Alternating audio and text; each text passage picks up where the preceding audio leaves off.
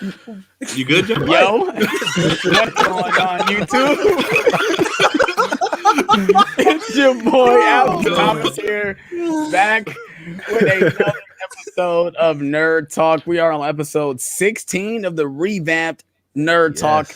And today, you guys see the background, you guys see the title. We are talking spoilers for Spider-Man No Way Home. I got these great collective guys here with me today. Before we start, I have something I want to say today. I am doing the inductee into the realm of Nerd Talk for Tyler today. You are officially on the thing for Nerd Talk. I'm doing like Tony Stark with Spider-Man for the You are officially a part of Nerd Talk, buddy. Congratulations. I always enjoy having you on. So you're now officially a member of Nerd Talk. So because you've been on basically almost every single stream since we've met. So yeah. Like you guys know, this is spoilers for Spider-Man No Way Home. We're gonna get into what we guys thoughts, and then we're gonna let you guys know when we get into spoilers. So if you guys haven't seen the movie, you guys can leave, watch later, come back, hit the like button and stuff like that. But obviously, you guys know I've seen all these guys before. We got my boy Justin in here today. How you doing, bro? I'm good, man. Thanks for having me. Yes, sir. We got my boy Smooth J Stu. You guys already know the second part of Nerd Talk. How you doing, John? What's happening? We live, baby. I'm good, man. How you doing, Alex? I'm ready to talk Spider-Man, bro. I ain't even gonna lie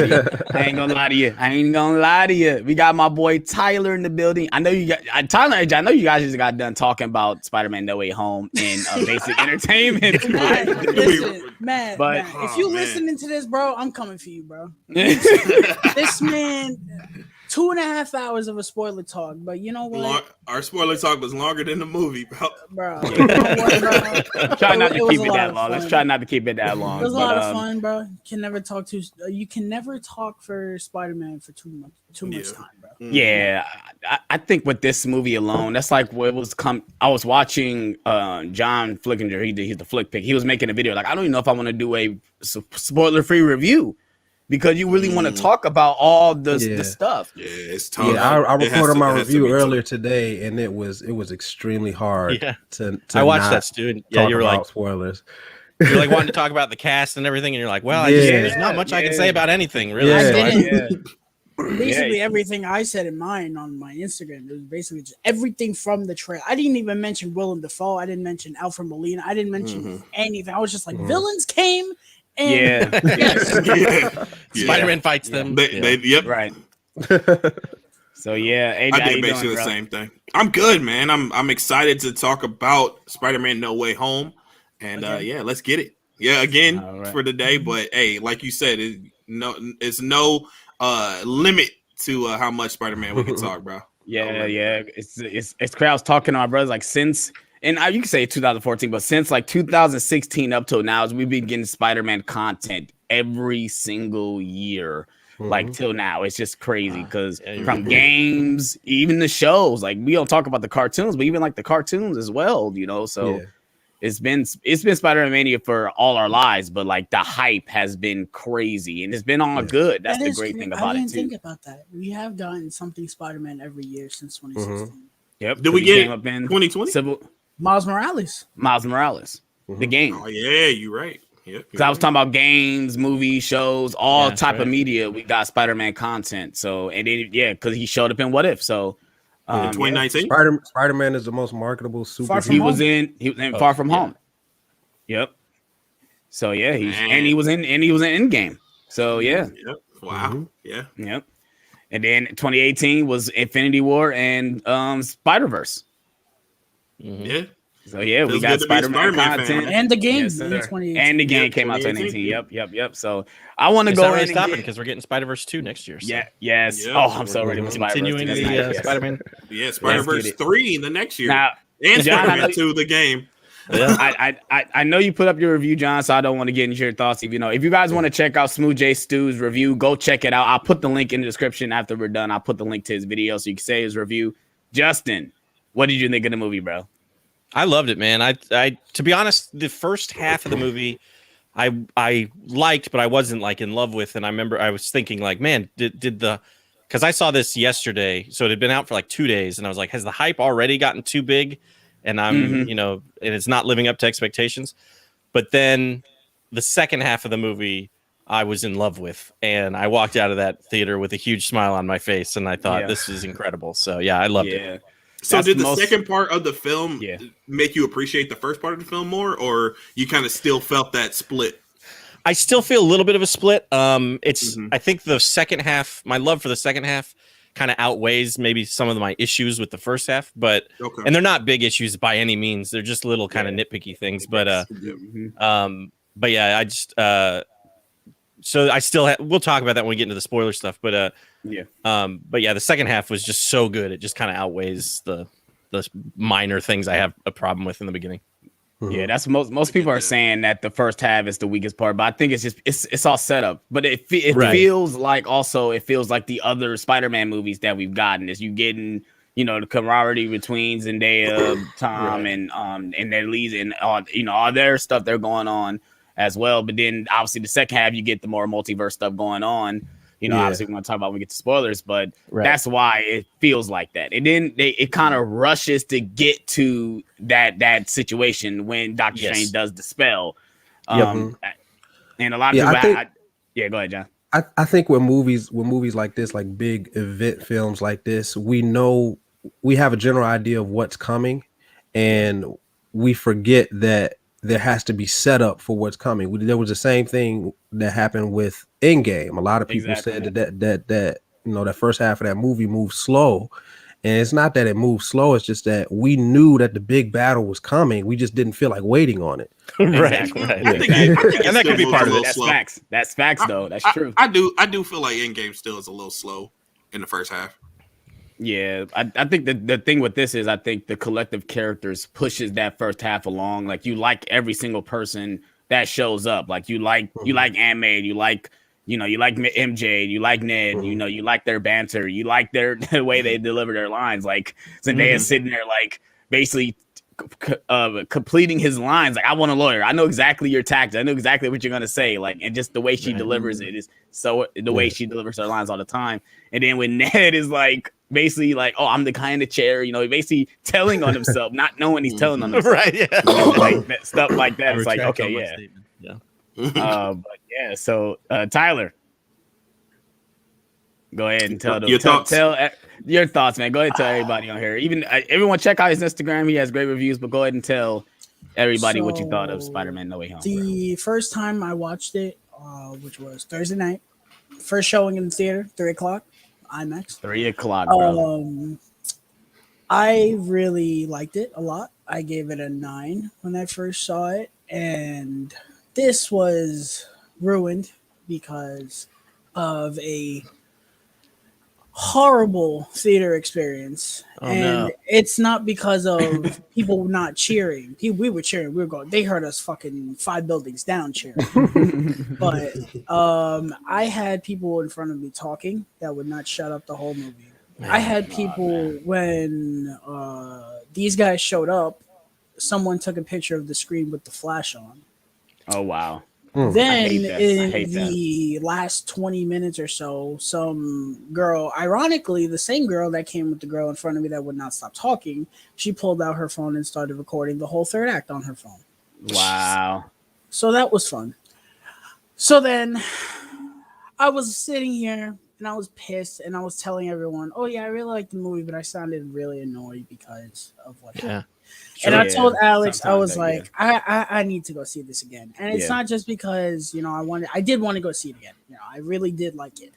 But I needed to see this with a respectable audience. And I don't control the audience. But I was like, please shut up for 2.5 hours. So I went to go see this in 4DX yesterday. And that was so much fun. It was like being on a Spider-Man roller coaster for 2.5 hours. Nice. But the audience was much more respectable. They were more quiet than I wanted them to be in terms of cheering. But, at least it was respectable. And I was digesting the movie and I was like, I fucking love this movie so good. It's still on a critical level. It's still a 9, but on enjoyment, it's a 10. I told you, I said your second viewing is going to change because of that theater experience. Usually theater experience kind of reflect on how you like the movie or not. If you have like, a really great theater experience. You might come out there loving it, and maybe you watching it your second time, you might not watch it that much, might not like it that much. So I knew that was gonna happen for you, AJ. So I guess I'll start with how I felt going into the film.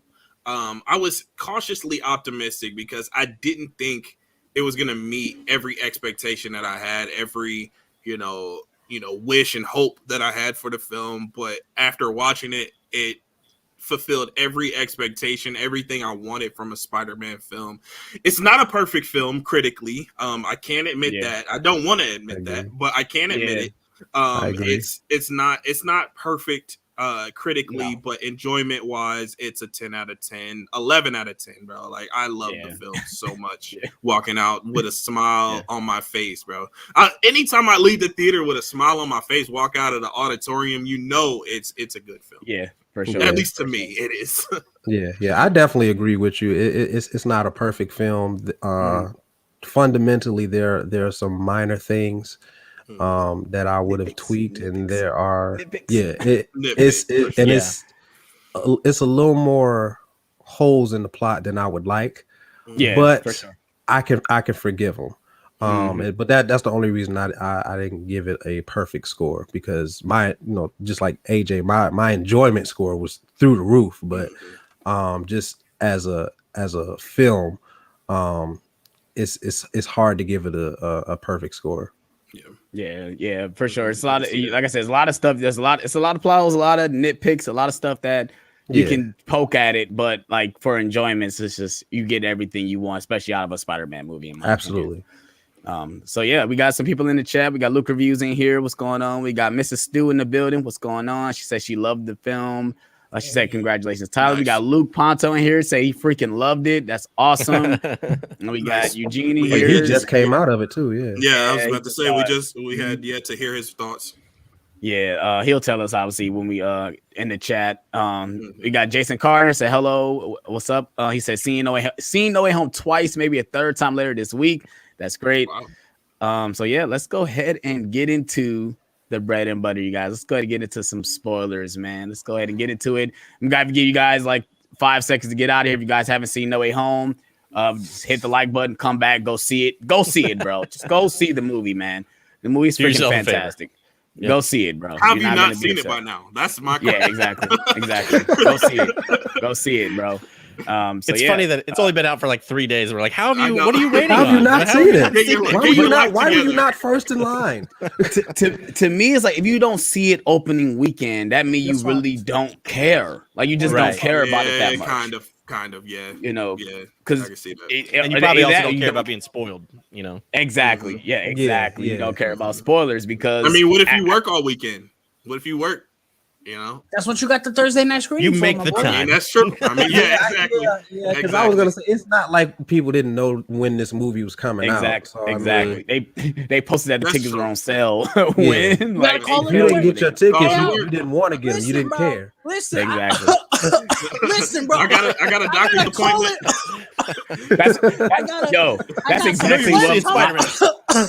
My little brother called off work to see Spider-Man with me. He literally called off so he can go see it with me. He literally in the theater was like, "Man, Marvel's the god." I'm like, "Bro, calm down. It's still like 11 o'clock. They have showing still, bro. Like no one has seen this movie yet. That's probably in this hallway right now. So be quiet." But I got a doctor's appointment. Little do they know it's Doctor Strange. Right. The doctor will see you now. Let's go ahead and get into some spoilers, you guys. Let me know what the first thing you guys want to talk about. What you guys want to talk about? The opening of the movie, man. What you guys think of the opening? It was perfection. Yes. It's exactly. I did love that it started right where Far From Home ends. That exact moment. I love that. Me of, Infinity War a little bit with the sound. Yeah, where everything's playing over the credits. I just, we kind of predicted that's exactly how it's going to start. That's exactly how it's going to start. And I like that they did it in a more comedy way. Like it was kind of play for jokes. half the time was nothing serious. Like, oh, he got to hurt and get out of there. No, it was kind of hilarious because you got the one scene where he jumped down for Zendaya and the girl's like, oh, Spider-Man hit me. Spider-Man hit me. and then someone's trying to grab him as he swings away. It's like so random. I can hear Tyler say, come here. Oh my goodness.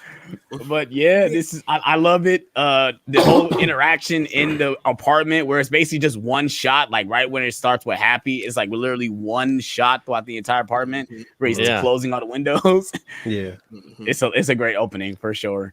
Yeah, I loved it. Yeah, I thought it was amazing, and that leads to the first what the fuck moment. Although some of us knew it.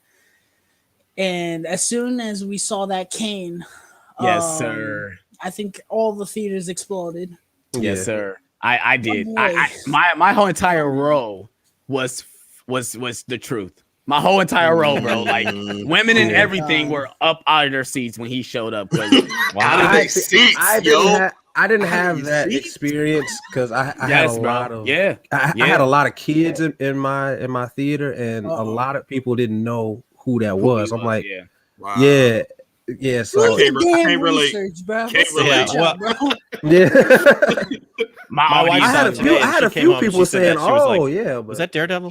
Yeah. You hear who is that behind your mother? yo, that scene where he's like basically like telling them everything, basically the drops, the charges are dropped. And I watched your live stream with basic entertainment. You had a problem with him getting off too easy, and I got a feeling that's something they probably couldn't really talk about that much. Yeah, I mean, it's not that I had a huge issue with it. It's just like interesting, more interesting. They kind of swept it under the rug. It's like okay, he. Like half of everybody thinks that he's a murderer, and thinks that he should answer for the death of Mysterio, and they never really address it. Right, like and from a legal standpoint, he shouldn't be allowed to go back to school. Exactly. Yeah. He can't have a normal life after being accused of murder. But he doesn't though. He doesn't. He's put under scrutiny throughout the entire rest of the movie. Like people are literally on the street calling him a murderer. That's not enough, bro.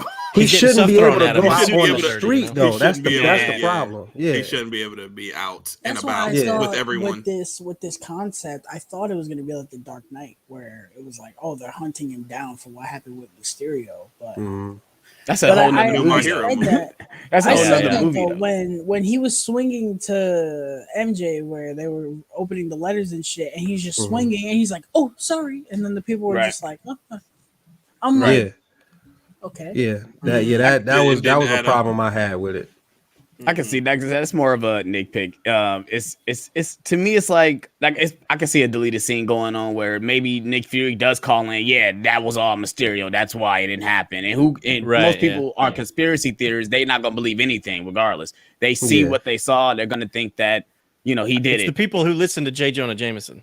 Exactly. The people who watch his show and everything, they're the ones that are the ones writing Mysterio is right and everything on that. He's the one that's really on it about him actually doing it. You don't really see anybody else in the public talking about it. When the people come up to him and accuse him of doing it, they doing it on the fact that he was accused of murder. Like that's why he's being interrogated.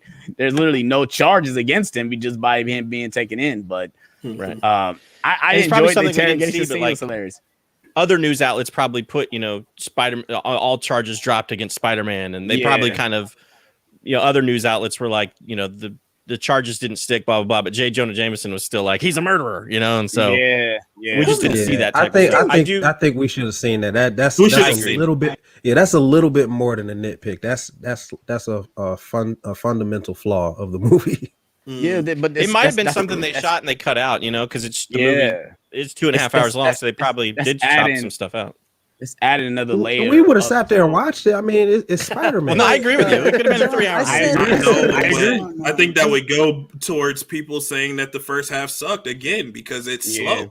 Because that would have been a Law and Order episode. If we're being honest, general audiences, every time something is slow, they say it's boring anyway. So who cares? Well, the whole Matt Murdock thing was last minute though. Most of this was last minute with Matt Murdock going in because I was reading that he canceled a lot of stuff where he was supposed to be going to conventions because he had to film this scene. This scene looks like it's last minute reshoot. A reshoot. It did kind of look like that. So I wonder how they resolved the whole charges and everything without Matt Murdock. Right. Unless it was just the police being like, well, we don't have any evidence against you. Yeah, basically. Go on your way. Exactly. But they didn't even say that. They just kind of right. Yeah, I'm just cut to the next scene. Yeah. I was saying, how awesome was it that he caught the brick, bro? Yeah, that was pretty cool. How'd you do that? How'd you do that? I'm a really good lawyer. Yes. Awesome, I was thinking though, I was like, what if we had a scene like in Batman v Superman where they put him under trial and you see the whole courtroom scene like that. I think that would have been an awesome way to introduce Matt Murdock too, because it would have been. Oh my god, bro! I think it would have been better, bro. That would have been better. Yeah, to see him walk in the courtroom. Oh my god! Oh my god! That'd have been awesome. That'd have been awesome. And actually, that's kind of how. And actually, have that's kind of how I envision him to be introduced into the MCU. Long ago, before all of this. When they announced Civil War, I was like, it would be dope if Daredevil was Cap's lawyer and you see him walk in the courtroom. But I mean, what we got was cool, but I think that would have been better.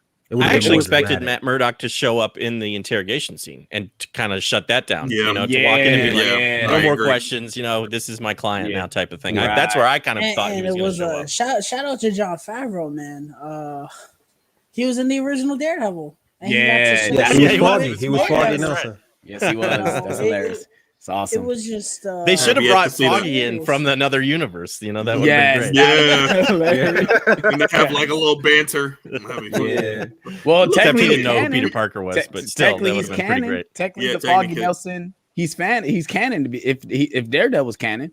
And obviously Wilson Fisk is canon, so I mean it's pretty interesting what they did with him. And even though it was only like what a minute, 2 minute scene, it was still awesome, bro. Nothing. But even that small scene at least confirms that the Netflix shows are canon.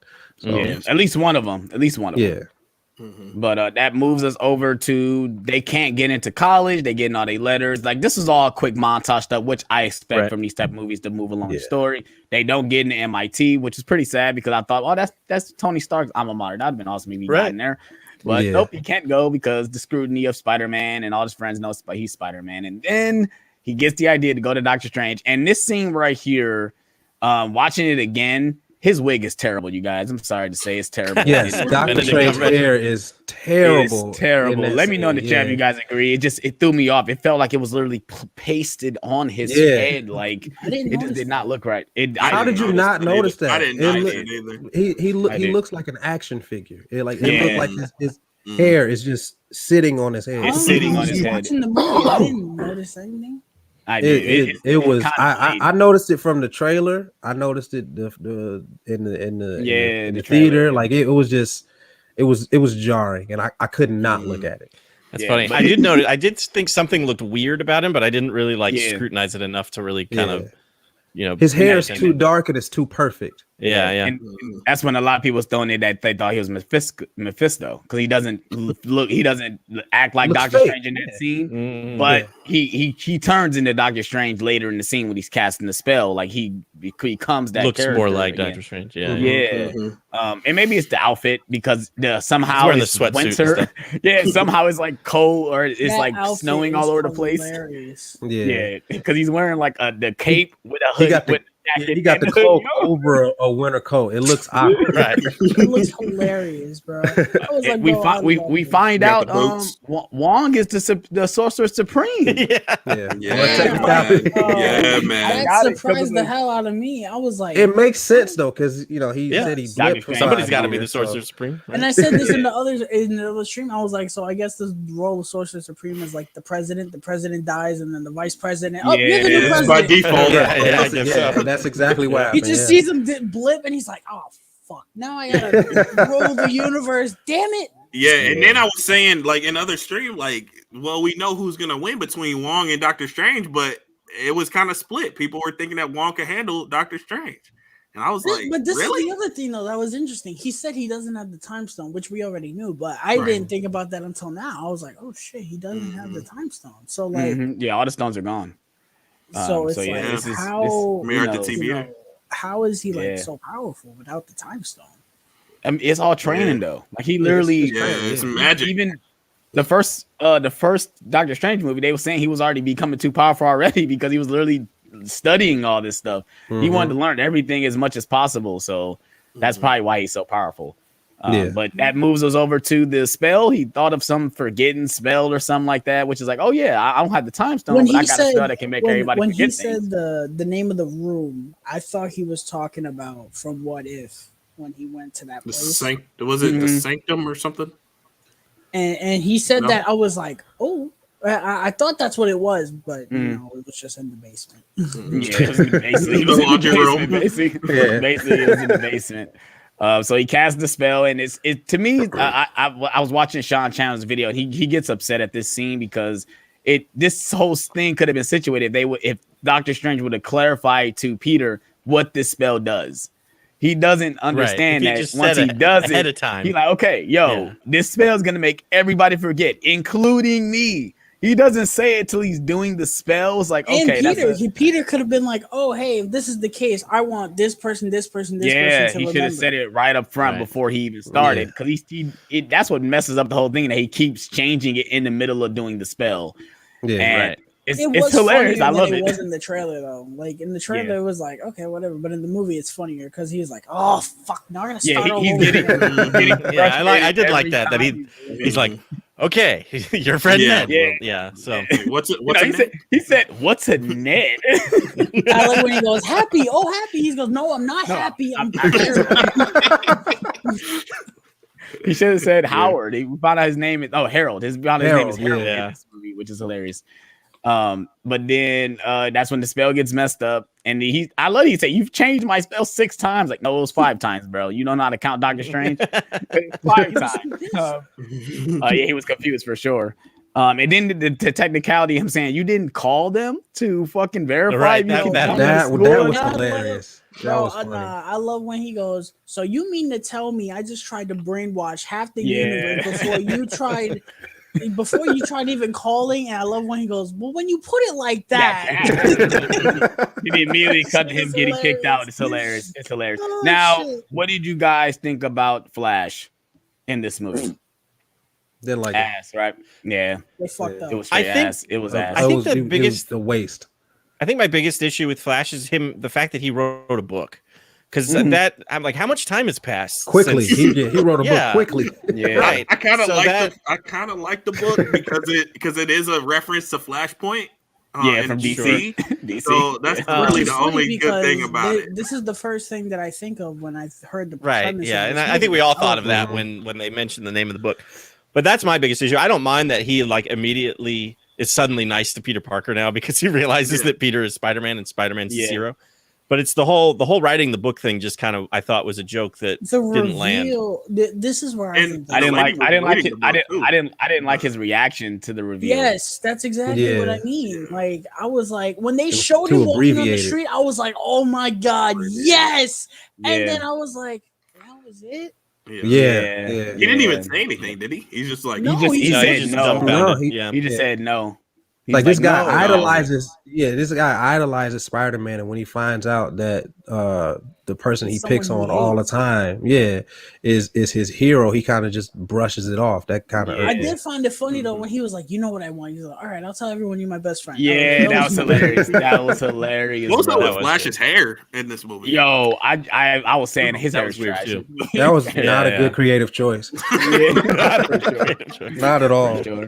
For sure. Kind of makes you did hate that- his character that much more. A little bit Yeah, more, he seemed like a And douche. it sucks that I feel this way because I actually I'm one of the few that like really likes his character. I think he's fucking fun. But they didn't do nothing with him because they felt like they were setting up that he had a terrible, not saying a terrible life, but he had neglected parents. Like they were showing scenes like that, like they're doing something with it. They kind of And they kind of disregarded everything with that. Yeah. But with this but I movie, it's like, okay, there's a lot they already juggling with.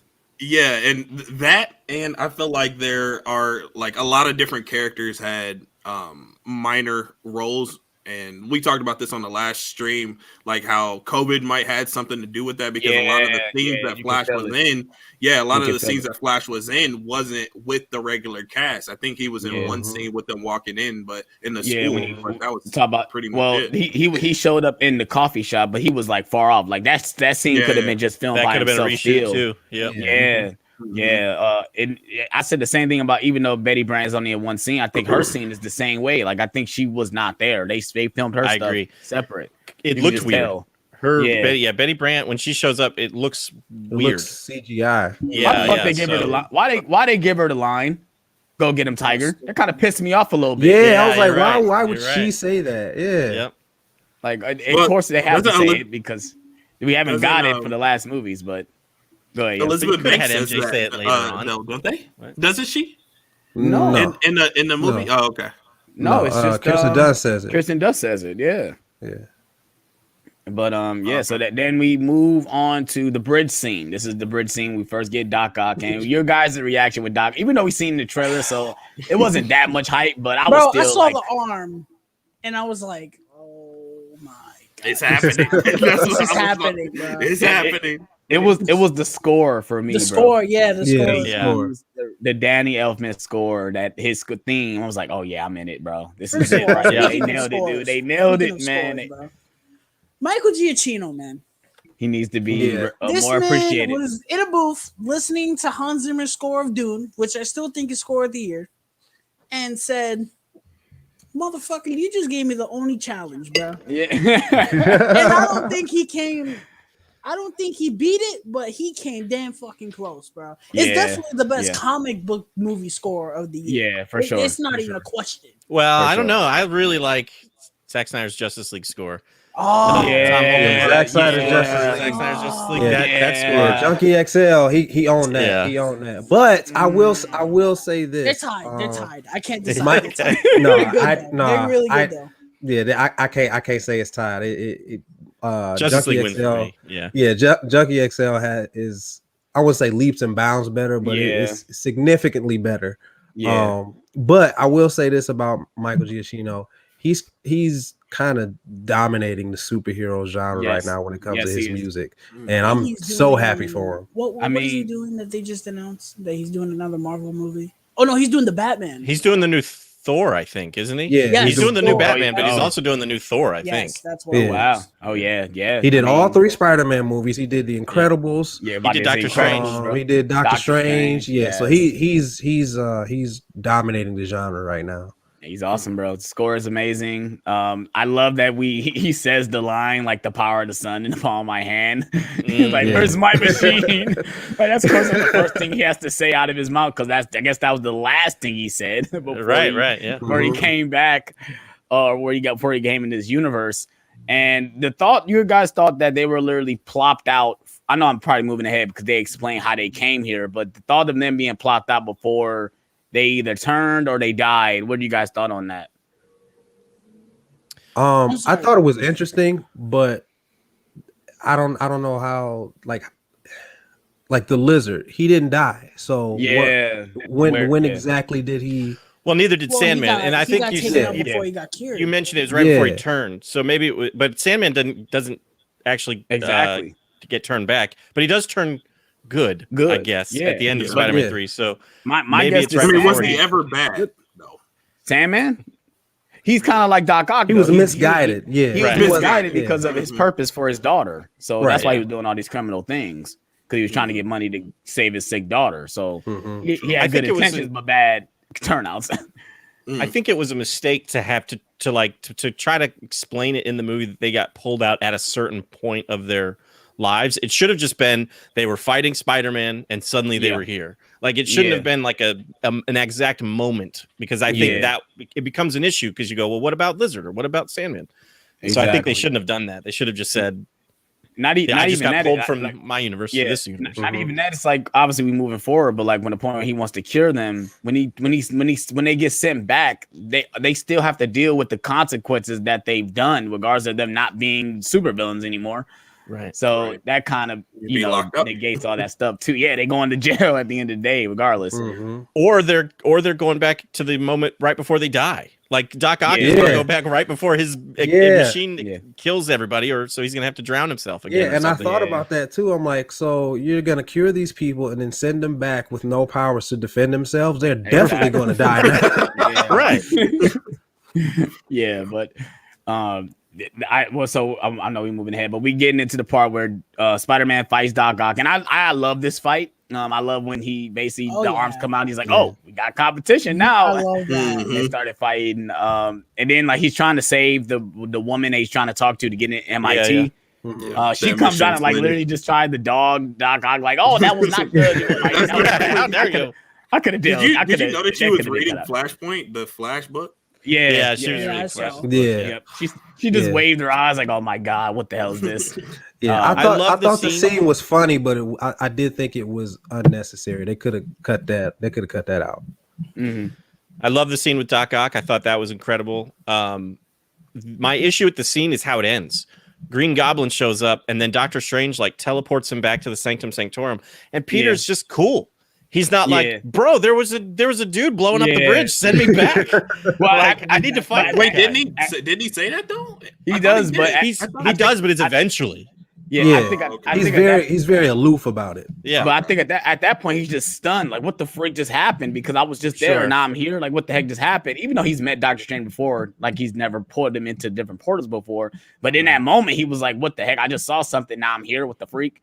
And he obviously eventually tells him because he told him that he found the lizard, which I think the lizard could have been in this movie. I think I seen somebody in the chat say they should have brought in Mysterio instead of Lizard. But I think since we already got Mysterio, I don't think bringing in Mysterio would have changed anything either. But he was definitely going to be on the back burner. Was the Lizard? I think he was the weakest one out of all of them. But there's not much you can do with him. How did you guys? What did you guys think of his appearance in this movie? I think he looks better in this than he does in TASM 1. Yeah, personally, I think he looks better. CGI was leaps better than it was in TASM 1. Yeah. I feel kind of the same about both of them.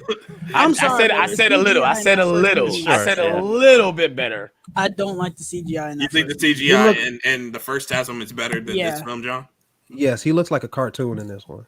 And I went. Well, most of the didn't CGI really like looks that. cartoony in this movie. Most of the CGI looks cartoony. But I mean, but I think Lizard definitely got the short stick. I think him and Sandman. Yeah, but I'm talking about as far as the way they look. Yeah. Lizard, I wasn't feeling the way he looked in this movie. I mean, he didn't look great in TASM 1, but I definitely don't think he looks better. Cartoony, like with the eyes, like when they showed him in the dark. Yeah. I kind of like that though. I don't. It felt a little bit more menacing to me. Yeah. But, in the dark. I felt that it was more menacing in TASM 1, and this one he kind of looked like a pet. I didn't find him menacing at all Yeah. in TASM 1. Well, I don't know. To me, he's just another misguided guy that's just trying to do something, he shouldn't be doing. You know, Right. like I love the scene where Jamie Foxx like, he tried to turn everybody lizard. It was crazy. Like, he tried to turn everybody lizard. That was good. I like when Electro, after he turns him back, he goes, "So y'all gonna pretend that I'm just not butt ass naked?" Yeah. I love Sandman how they was let like, Jamie I Foxx am. just be Jamie Foxx. Foxx. That's what I'm saying, bro. Yes. That's what I think they got right, bro. They tried making him into this character that he's not in TASM 2. Yeah. They tried making him be like a nerd. Like, bro, no specific feelings. Jamie Foxx is, mama boy, little, handsome, bro. You know what I'm saying? Like, you ain't gonna make me believe that he's a nerd. Nobody like it, bro. It's Jamie fucking Foxx. Yeah. Okay. He has a very recognizable face, but regardless, you put the glasses and give him a gap, bro. It's not gonna change, dude. That's It's like not gonna saying- change. Right, he's That's still like Jamie It's not That's gonna like change. doing that dude. shit to Samuel L. Jackson, bro. It's Samuel L. Jackson, bro. Nobody's gonna not like Samuel L. Jackson, bro. Mm-hmm. Even But, in Kingsman, bro, people were like, "Oh, yeah, Samuel L. Jackson was yeah. the best part of Kingsman." Yeah, he was though for sure. I agree. Like, So here, you know? this is my biggest issue with the first half of the movie. Really had nothing to do with the pacing. I didn't think it was that slow, but it was this pretty much. Is that I know he's got the magic from Doctor Strange, but Spider-Man captures all of the villains from those other movies a little too easily, in my opinion. And I know Doctor Strange kind of captured Lizard and Doc Ock, but it's like he gets them all in those cages very quickly. And Sandman helps with Electro. Well, that's what I'm saying. Sandman helps Peter. That's how he gets Electro. Well, that's how he calms him down at least. He only really caught Electro, for really going to be honest. By putting the clothes on him. He put the clothes on him, and that's how he got him. Sandman, he was just like, oh, shoot, boom, and he did it. Then Doctor Strange trapped Doc Ock, Lizard, and Norman. Yeah, realistically. So, realistically, Doctor Strange didn't really do anything. Yeah, Peter really didn't do anything for sure. Yeah. He just really did one fight. He did one fight. He did one fight. Let go. It was easy. It took a whole movie for each villain to get caught, and then they catch them all. You know, like but this is one film though. Like this is one film. How you gonna, do all 5 films? No, I know. That's a nitpick. That didn't bother me that much. Right. None of my complaints are like deal breakers. I still love this movie, but it's just things I thought about later. Kind of. I get it. I completely. But you gonna have moments like that with a movie this big and this grand and this epic when you got all these characters. The story they're trying to tell is obviously. Doctor Strange tells Peter like, "Oh, we fucked up the spell because now all these people started coming in, but cause they all fought Spider-Man because you said that you don't want people that you don't want nobody to know that you're Spider-Man, but now it's like everyone from these universe know they're Spider-Man."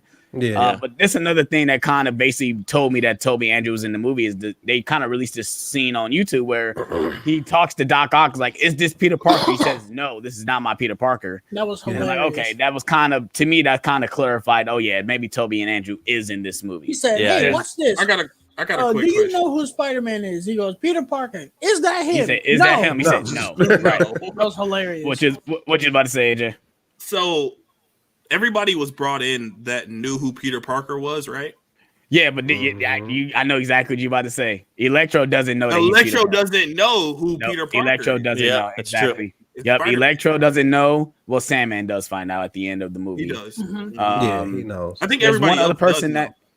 Everybody but Electro. He's the only one that doesn't know. Yeah. I think you have to. You almost. There's a couple of things in this movie where you kind of just have to create an explanation for yourself. Yeah. So the explanation that I've kind of given that is at some point Electro finds out that Peter Parker is Spider-Man, but he doesn't know who Peter Parker is, because at the end when he's like, "Man, I thought you were black," like that just kind of makes me think like he knew the name Peter Parker and that was who Spider-Man was. Never seen, but his he face. just never seen Peter Parker. Yeah.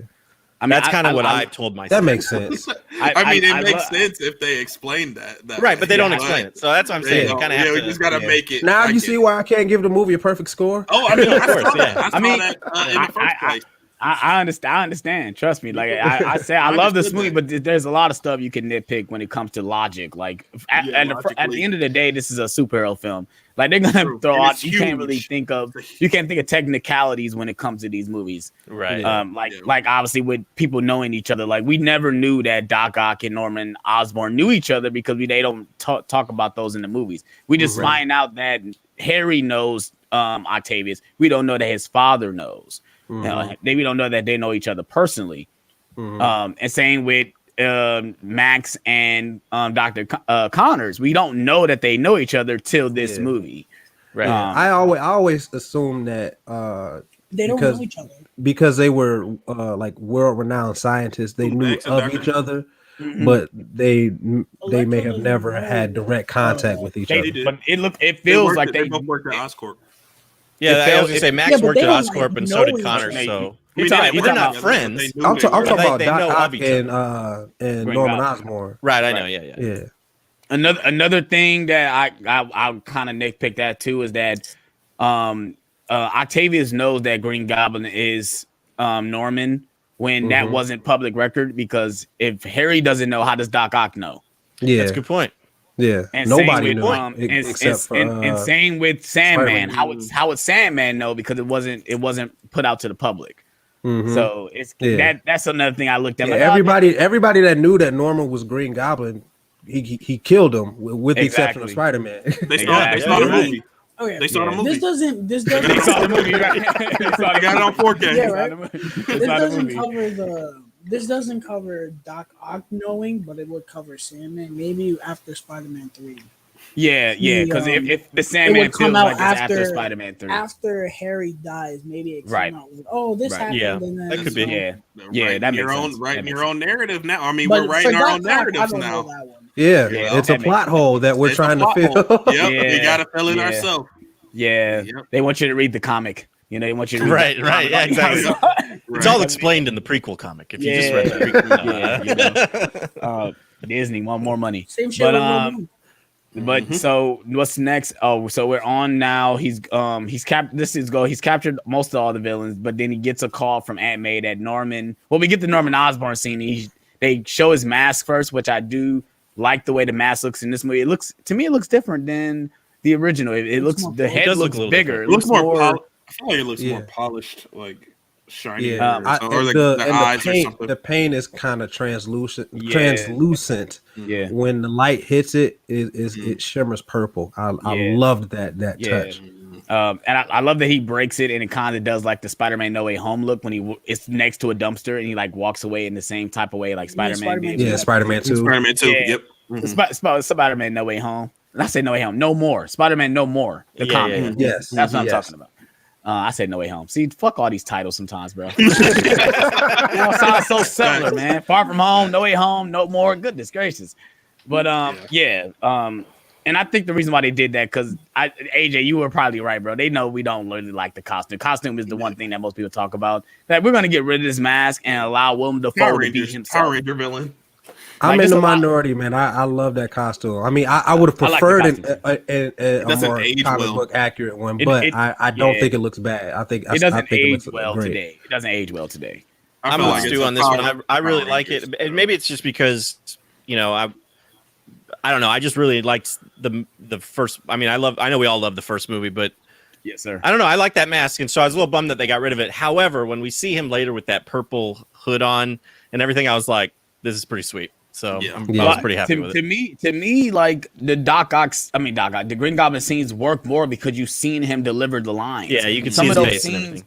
They Some of allow those him scenes, to act. Yeah. some of those scenes don't work because he has his freaking eyes up with the mask on, and you can see his mouth through the mouth. It's like Right, it doesn't yeah, yeah, work. yeah. I actually Yeah. don't Like, like that kinda about the hokey. mask from the first movie when the eyes, those like Yeah.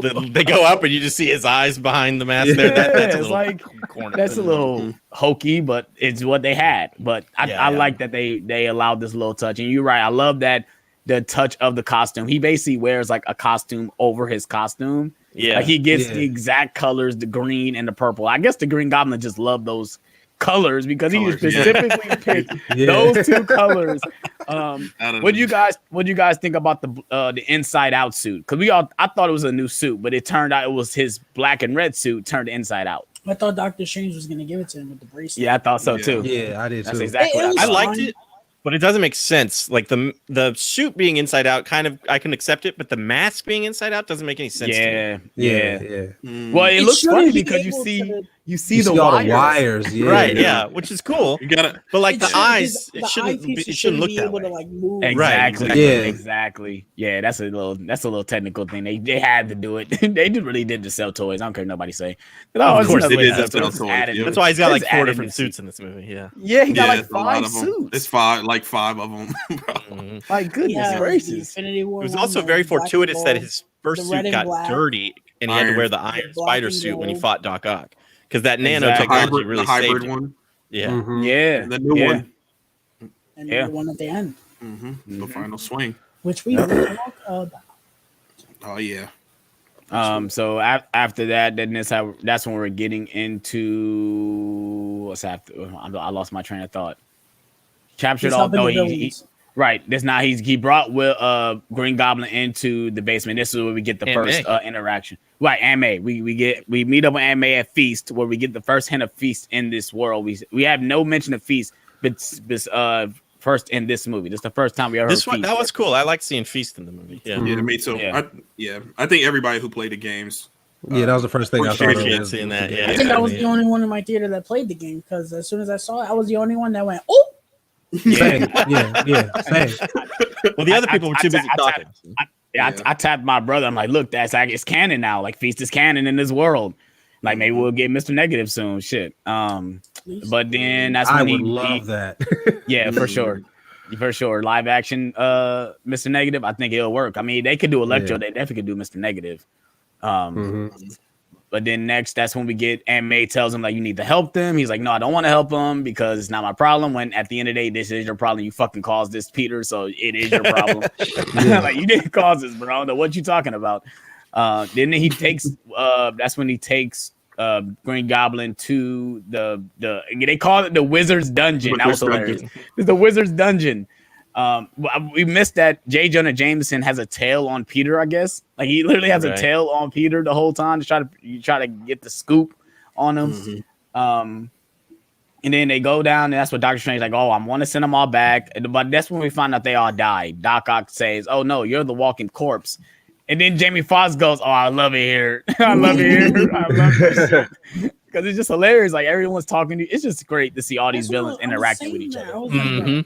I could listen to all 5 of those villains interact with each other for like hours. Yeah, we were Jamie Foxx in that moment. I loved it so much, especially like the TASM villains interacting with the Raimi villains. Raimi villains, It's like this, like I said, the scene where Max notices Doc Connors. He's like, you know this creature? Like, yeah, no, not a creature. This is a man. He wanted to freaking. He turned everyone to turn everybody into lizards. Like it was crazy. And then that's when we get Doctor Strange come in, whaps Green Goblin into the cellar, and Peter kind of feels sympathy for Norman. That's why I think that was the one main thing. He kind of felt sympathy, like, oh, he wants help. That's all he wants. And donuts. He played us. He wants donuts. He definitely played it. He did. And Peter just and people, I think what you said, AJ, he was like, why would he just be so kind of trusting, right? And I think at the end of the day, that's just Peter's heart. He's kind of like Captain America. At the end of the day, Captain America is going to help you regardless. Regardless of all the stuff you've done, he wants to help you, and that's what Peter wanted. He didn't want no one to die, because at the end of the day, these people didn't cause these things to happen to them. All these things happen because they fucked. I mean, they technicality to something. Inadvertently, gotta watch where you fall. I love that. Shout out to Jamie Foxx, bro. He was really himself in this movie. Yeah, bro. for sure. I love that scene when they're explaining how they got their powers. Yeah, and he, I fell into a super collider. I thought about Spider-Verse. I thought about Spider-Verse when he called it a collider. But then that's when we get the Doctor Strange fight. And I think, I don't know who I was talking to, but I think people need to talk about this fight more because this fight is awesome. Never thought we would get Spider-Man fighting Doctor Strange. And he went technically on like a thinking more like, oh, this is just he's like it's just geometry. Yeah, it's just a geometry thing. It was just hilarious how he was like, oh wait, this is I forgot what the name of the shape was, but he was like, oh, that's tetrahedron.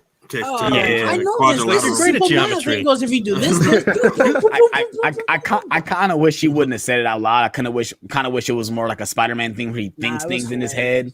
I actually like that he said it out loud because it further establishes how smart Peter really is, even though he makes very stupid decisions. He actually look at AJ's face. He actually really used his brain in that scene, and I really like that. He's like, you know what's better than magic? He's a genius. He's a genius, but he's a genius at the end of the day. But at the end of the day, he's still a kid, though. That's what I'm saying. He's still naive to certain things, even though he's done all these incredible. And Doctor Strange says that he's like, I forget that you're a kid. You're a kid, right? Yeah.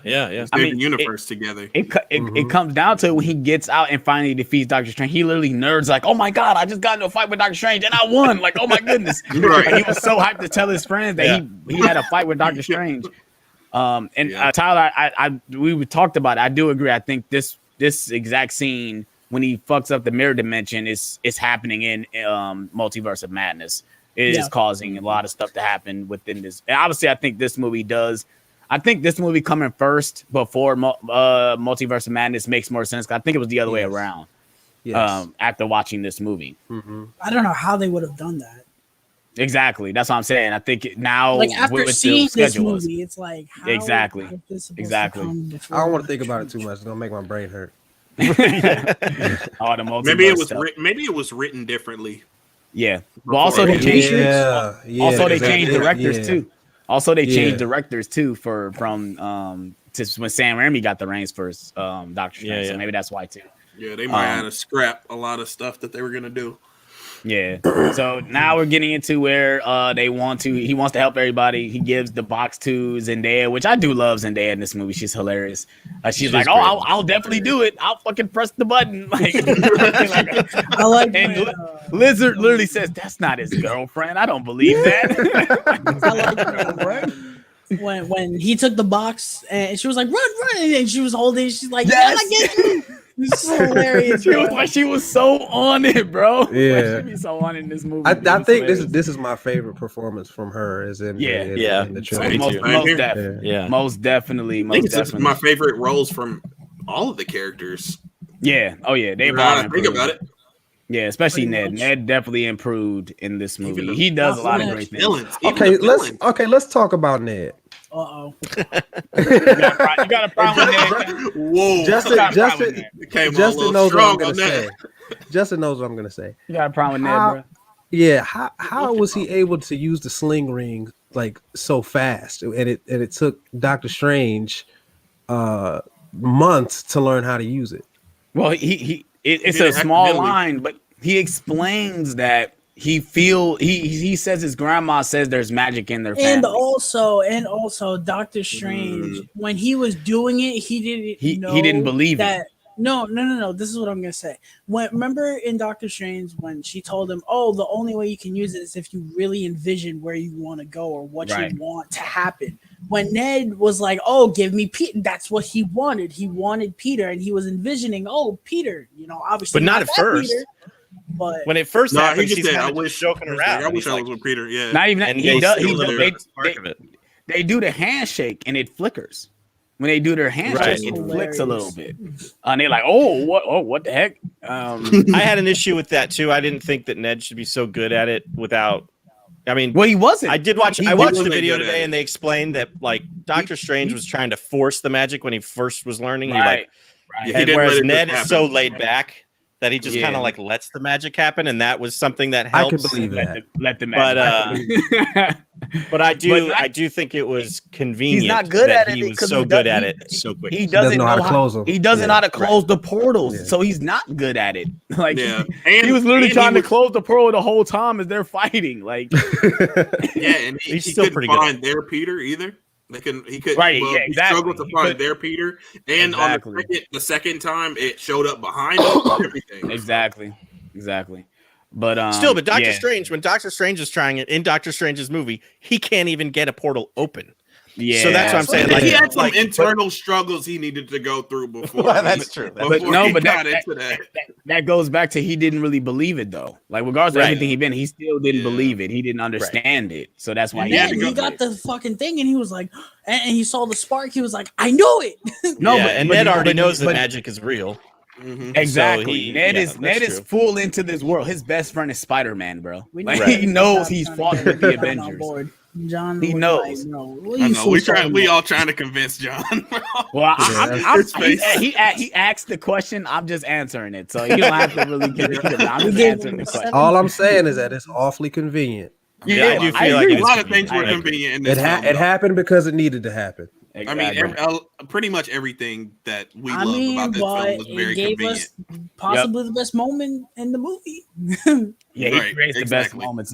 The best moment in this movie for sure. We're not there yet, though, are we? No, not quite. Now this is the scene that AJ gets upset at when he invites all the villains into his house. Happy's apartment. Just not Happy's apartment. Happy's condo, bro. It's just not a smart decision. Man. It's not. It's just not a smart decision. No matter how how else was he gonna do it, and like it's just not smart to bring five killers into your appointment. He does things that fuck. He should have. Same thing with Far From Home. He does things that he's stupid, and then he learns the consequences. More hard in this movie than Far From Home. I do agree with AJ though. Since Far From Home, when he gave Mysterio the glass, think he was a good guy, he ended up being a bad guy. He should have learned from that. Yes, watching that was so cringe. Oh my god.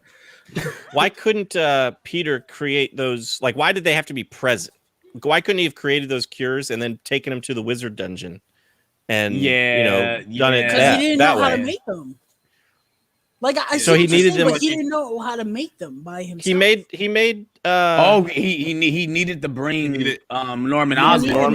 Norman did help him. He could have just brought Norman with the chip. Like I don't know if he needed to bring Sandman. That would have been an issue. Differently. That would have been an issue as well. Yeah, but I mean, Lizard stayed in the truck. Lizard definitely didn't need to be there. No, but him creating all the stuff going back to the spot will be a hassle. Just keep them out there. You can easily cure them right do there. it quickly, I guess. Yeah, I guess. Yeah, they were just trying to get it done. They were there because they needed to be there. They needed to be there. Yes, exactly. Well, I will say though, I love the scene where Doc Ock gets the inhibitor chip placed back. I'll talk about that in a second. But the reason that they were there is because he convinced them until Norman told them, "What the fuck is wrong with y'all?"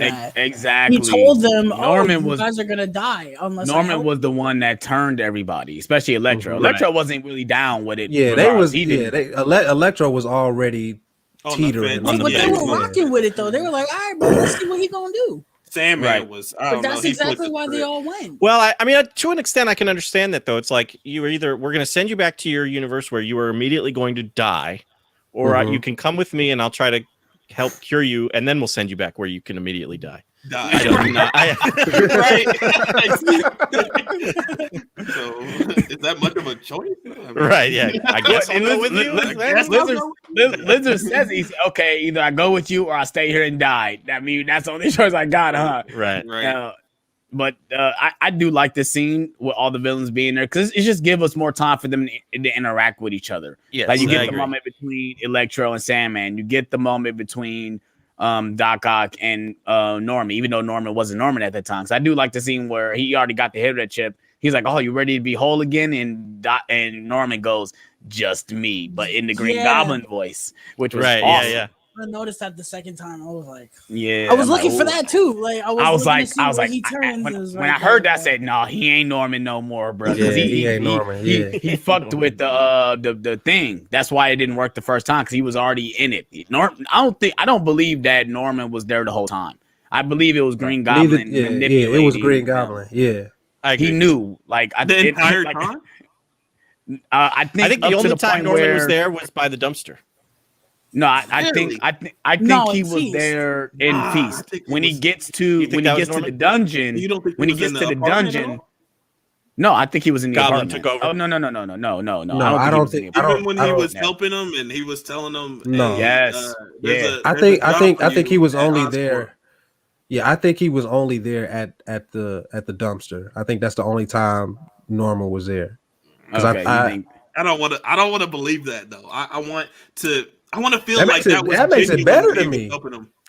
I think better to me. I think it was because I think Goblin knew who Peter Parker was, so he went and found Aunt May and was like, I'm trying to find Spider-Man. I mean, he knew who he was because it was all over the news. Yeah. Well, he says that too. Sure, that too, but yeah.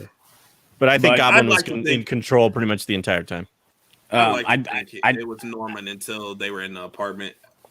Norman, you can see that. You can see that. You can see that. You can see it. You can see that. I saw the scene where they were making the thing. It's not very clear though. Oh, you're so brilliant. And he was like, "Oh, if you ever want to hop over to another multiverse, like I really wanted that to be genuine Norman. That's what I wanted, but that's why I don't think that it's him until Doc Ock tells him, "Oh, you ready to be whole again?" Yeah. That's what I'm saying. The reason why I think it is Norman because he helps him with Otto's thing. It doesn't mess up his shit. Why would he make all these cures for all these villains? Well, he didn't. To keep up appearances. No, he didn't. They only. Well, yeah. Because he basically made they made all of them, right? That's what I'm saying. Why would he make the cures when he could have just easily said, "Oh, fuck this shit, blown up everything," and then all the villains they didn't make all of them. Yes, they did. They got busted. No, because they needed Andrew and Toby to help them. Yeah, they did Electro because Electro had the thing on. It was almost done. Well, everyone they did Doc Ock, and they did. I don't think they did Sandman because they didn't say anything. They didn't about do Sandman or they did Lizard. the more important. No, I thought they did, but then they got like busted in the fight, and then that's when the other guys show up. They say important ones, but I can fix it. You know what I'm saying? Why would he make cures That's a good point, though. Why would he help make cures if he wasn't Norman at that point? So that's a good question. Either way, to keep up appearances. I don't know. Yet another one, Well, yes. But Maybe you say at to the point where he started making his own serum. He said, "Oh yeah, now it's time to take over." now it's gotten real. Now it's gotten because real. if it was Goblin at that point, he would have just said, "Oh fuck this shit," broke out with all the villains with no cures at that point, and then said, "All right, let's fuck some shit up in this universe." Right. But we get the scene. I think we get the Otto scene, which was great, and that's when we get the when Norman says Otto instead of Octavius, which was at that point I think okay maybe that is Norman because he literally calls him by his name.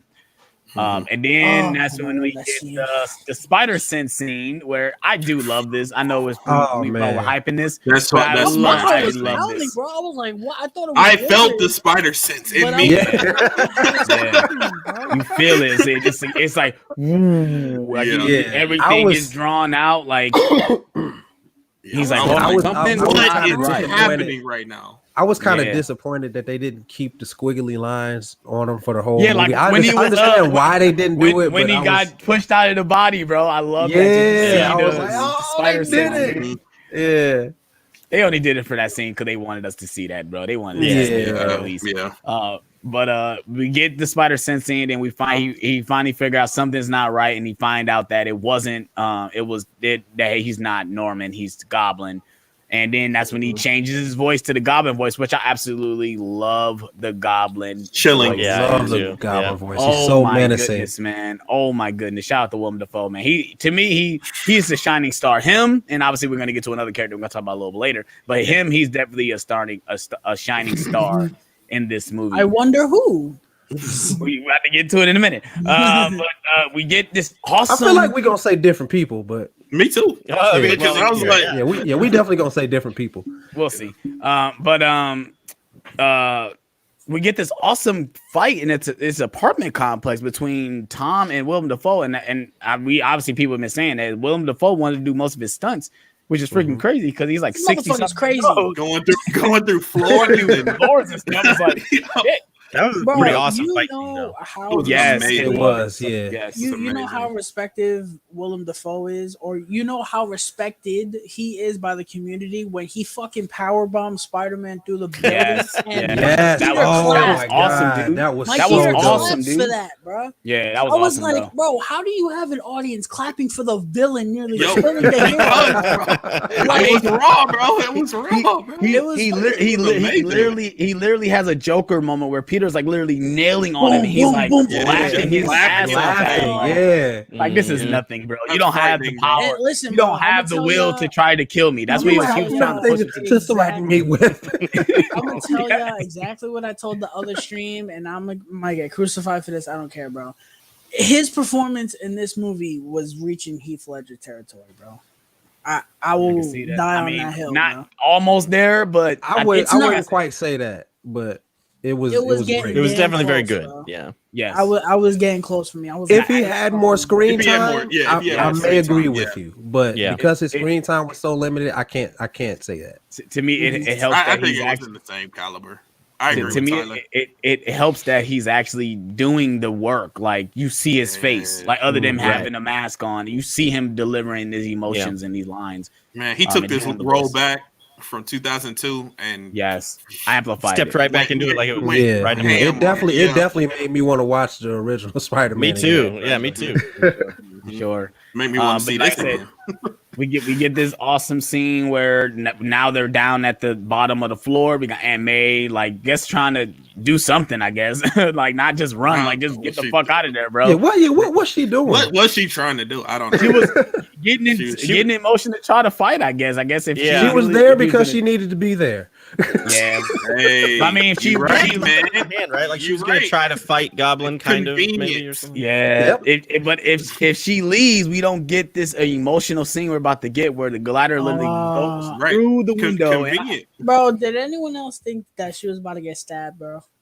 I thought she was gonna get impaled too. I thought she was in the wall. I thought she was gonna get impaled, but when she stood up, I was like, oh, all right. No, Right, I thought yeah, okay. I'm sitting here like so Marvel, you guys don't want to take risk. That's what you're telling me. Like, Yeah, that's that's good. That's what I was I thinking. wasn't They don't wanna totally take risks. convinced, bro. I was Maybe like, that's why they did it. Make you think. Yeah, make you no, think, and that's then when exactly- she they're not fell, doing I this. was like, "Oh my god, y'all you about to thought break this me, bro. you thought this was just a stab. We're gonna turn the knife on you, though. That's exactly what we're gonna do. Bro, We're gonna this, twist the knife. bro, my favorite moment from a villain in 2021 might be Willem Dafoe when he looked at Peter and said, "Whoo, that shit ain't." Yeah, to Boom! throw the bomb though. Like, Yeah. man, that was crazy, dude. He's like, you'll thank me later. And then look like, oh, okay, now I got you now. Like, that's your weakness right there. Oh my god, bro. Man, that and That then is dickhead territory beyond belief, bro. I can look over on the side and my little brother literally with his hand on his mouth like the whole time while this I can scene's see, going on. I can see Marquise doing that too. Like, was and I'm like, shocked, yeah, bro, they're doing this, dude. They're really killing her on screen. I thought she was bro. just dead after. I couldn't that, believe bro. it. I thought she Yeah. was about to be hamburger meat. Like, no, that's it. But then we But don't we get the got line the- where she yeah. said what she technically says with great power comes great responsibility. They change it to the original line from the comic. I forgot. I got to think about how it exactly goes, but the line, the way she says it, Great is power. exactly how. with great power, must there also come so great come great responsibility. responsibility. Right. That Well, was- which is a I great got line. my theater to clap for that, bro. I was like, she said the Yeah. line, motherfuckers. Start clapping, Yeah. Then I think Tom Holland nails this scene. He freaking nails it. Like the first time I saw it, I didn't cry. I was feeling sad. The second time when I saw it yesterday, I lost my shit, bro. I was sitting there like, on 3D glasses. I didn't, was blurry, bro. I didn't cry. I didn't cry at that scene. There's another scene where I got real emotional, but we Same here. we haven't Yeah. gotten there Yeah. yet. But Yeah, man, but, like so, yeah. the feeling I felt in my body during that scene. Oh my god, it was reminiscent of the feeling I got when I saw Logan the first time. Oh, nice. Yeah. Wow. But yeah, so we Aunt May is gone, yo. Marissa Tomei, her fine ass is gone. Her fine ass is gone, bro. Goodness gracious. I was not expecting. Goodness gracious, she's gone, I bro. was not expecting. She's gone, bro. But so yeah, then we immediately go to one of the best scenes where Spider-Man's in the rain and he's looking up at the big screen of J. The Jonah shot. Jameson, basically Yep. The shot on the talk his poster. ass down the whole time. Yeah. About When him I being a saw- terrible person, when- you know, it's when- just crazy. Yeah. When that J. scene Jonah ended, Jameson is pretty little. I tried to tell y'all he wasn't Yeah, nothing. yeah. I saw it when I saw him sitting, and I was like, "Oh my god, the poster that they released is an Yeah, actual yeah. scene, bro." I was like, Yeah. "Oh my god, like this is Yeah, it's awesome. incredible." Yeah. And then And then we And what switched. they then- want to do? They It was kind of funny. flip It it was on us a funny. little bit. I wanna- Okay, you guys alright, I have wanna went see through what emotional this roller for. coaster. Let me cheer you guys up real quick. So So you got Ned yesterday- We and brought you way down. Now let's bring you up again. Way so yesterday when I saw it, I knew it was gonna happen. Obviously, I saw it, and so when that scene shifts and you see Ned and MJ at the table, it's like, oh, this is it. This is it. Here we go. Let's go. Here we go, bro. and Probably then the loudest I've ever heard a theater in my life. yes sir, Probably. yes sir, yes I, sir. I wish my theater was that loud. It wasn't. it wasn't, bro. They cheered. They made noise, but Man, yo, I kind of Bruh. wanted them to go ape shit, but they didn't. Right, yeah. bruh, my whole row went ape shit, bro. When this thing came through the portal, bro. When he opened it, so obviously we're gonna get this fast. When he opens the portal, saying, "I want to see Spider-Man," when you see his eyes, I gasped. Peter Parker. Yeah. Yeah. When you saw the big eyes, I said, "Oh shit!" Yeah. Like this is actually happening. Then he comes through the portal, and when he's already saying hi, and we already started cheering. Then he took the mask off. Everybody said, Bro, we went crazy, And bro. this- Oh and- man. Andrew Garfield is the next shining star in this movie. Absolutely. Hands down. He- Yep. no, put His your eyebrows down, design- AJ. No, I'm agreeing, bro. I was about to say. I'm He agreeing, bro. nails it, dude. He Yeah. nails it. Yeah. Regardless of him being funny or like emotional, he nails it, bro. Like he has some of my favorite lines in Yes. the movie. Like Yeah, me too. Watching it again, the whole bread scene, I loved it. I did. Like he's on the wall, like you want me to crawl around? Like This isn't enough. It's not enough for you. And then like earlier, I know I'm probably going through, but like when he's talking to everyone else, he's like his line delivery is hilarious. Yes, yes. Andrew Garfield stole the show. He stole. Yes, the show. he did. And I was so happy. The best actors in the film. Yeah, yeah. He comes through the portal and be like, so just the theory. So you telling me that there's other universes? Like that's basically what happened. Like I just showed up here. Like I was in my world, and now I'm here. Now that I think of it, since AJ just said something, the three best actors in the film, in my opinion, have the three best characters, the three best character moments. Jamie Foxx, Willem Dafoe, and Andrew Garfield. In my opinion, they're the best. I got to throw Tom Holland in there. I got to throw Tom Holland in there. I mean, that's by default. He the star of the movie. I mean, but he didn't bring it like this in the past two movies, though. No, he didn't. I mean, this is obviously his best performance in the movie, but I'm talking about other than the star of the movie, those three they shine the most.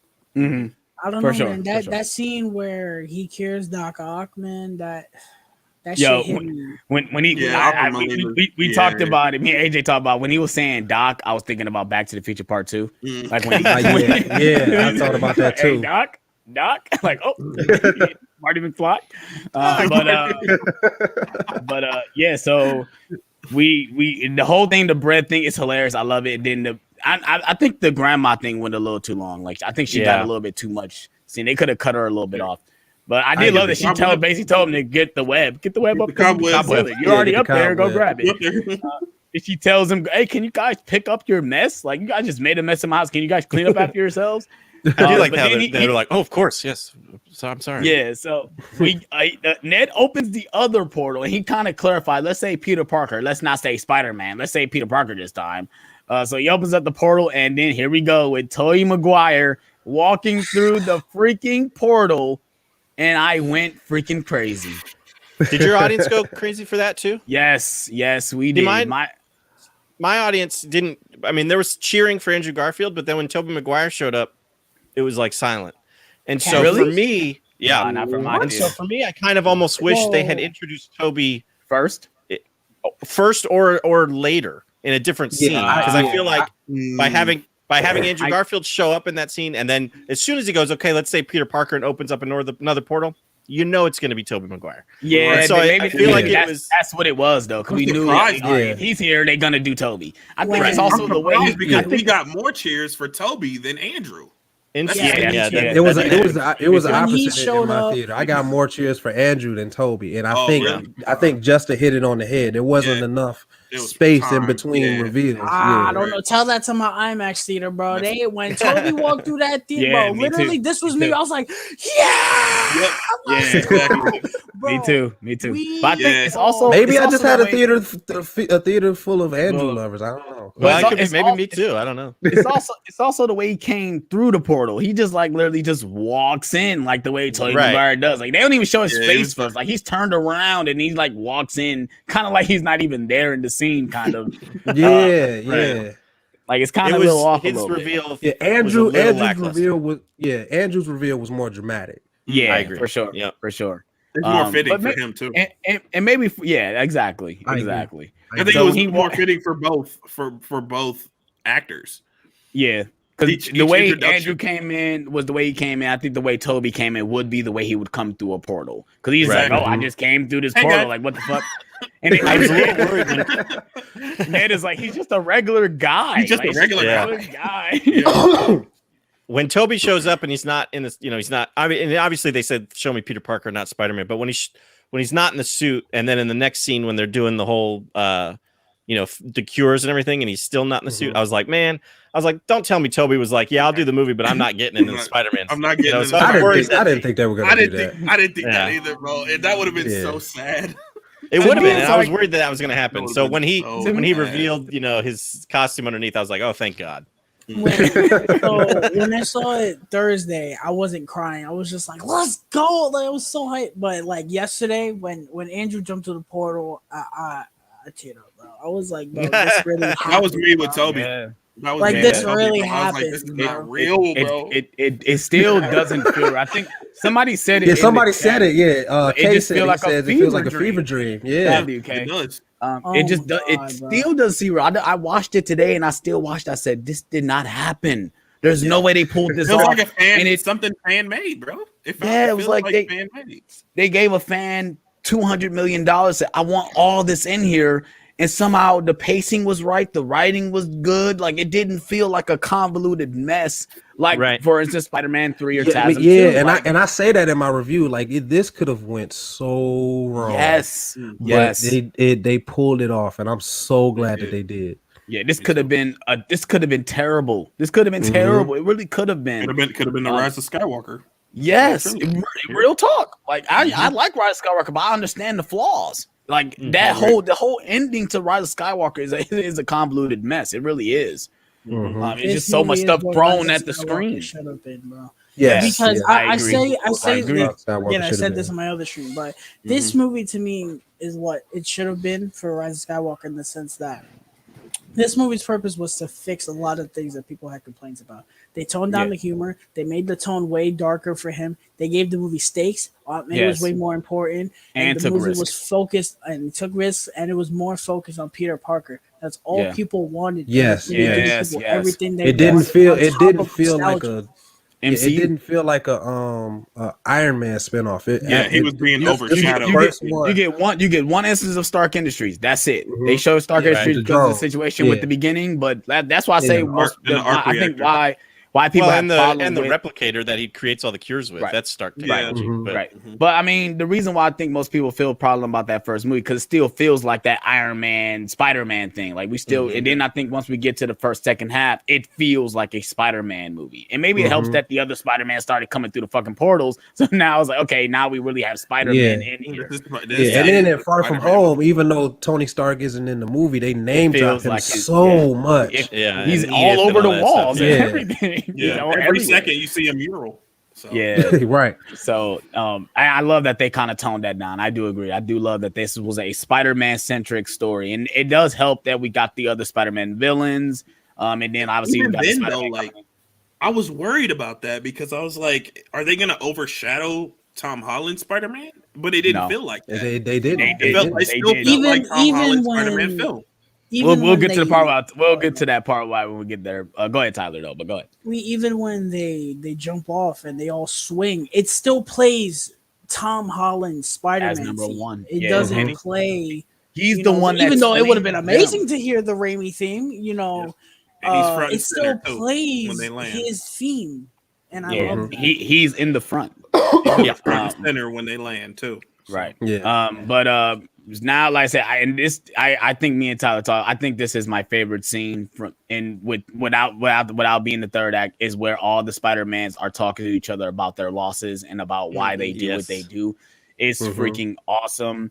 And it kind of, to me, it makes me want another third. It makes me want a third Andrew Garfield movie, man, because of what he talks about. Yeah, he's at some point I stopped pulling my punches. I was like, oh, you was killing people. So he was literally annihilating people because he was so dark. He was so depressed, and he even said I got bitter.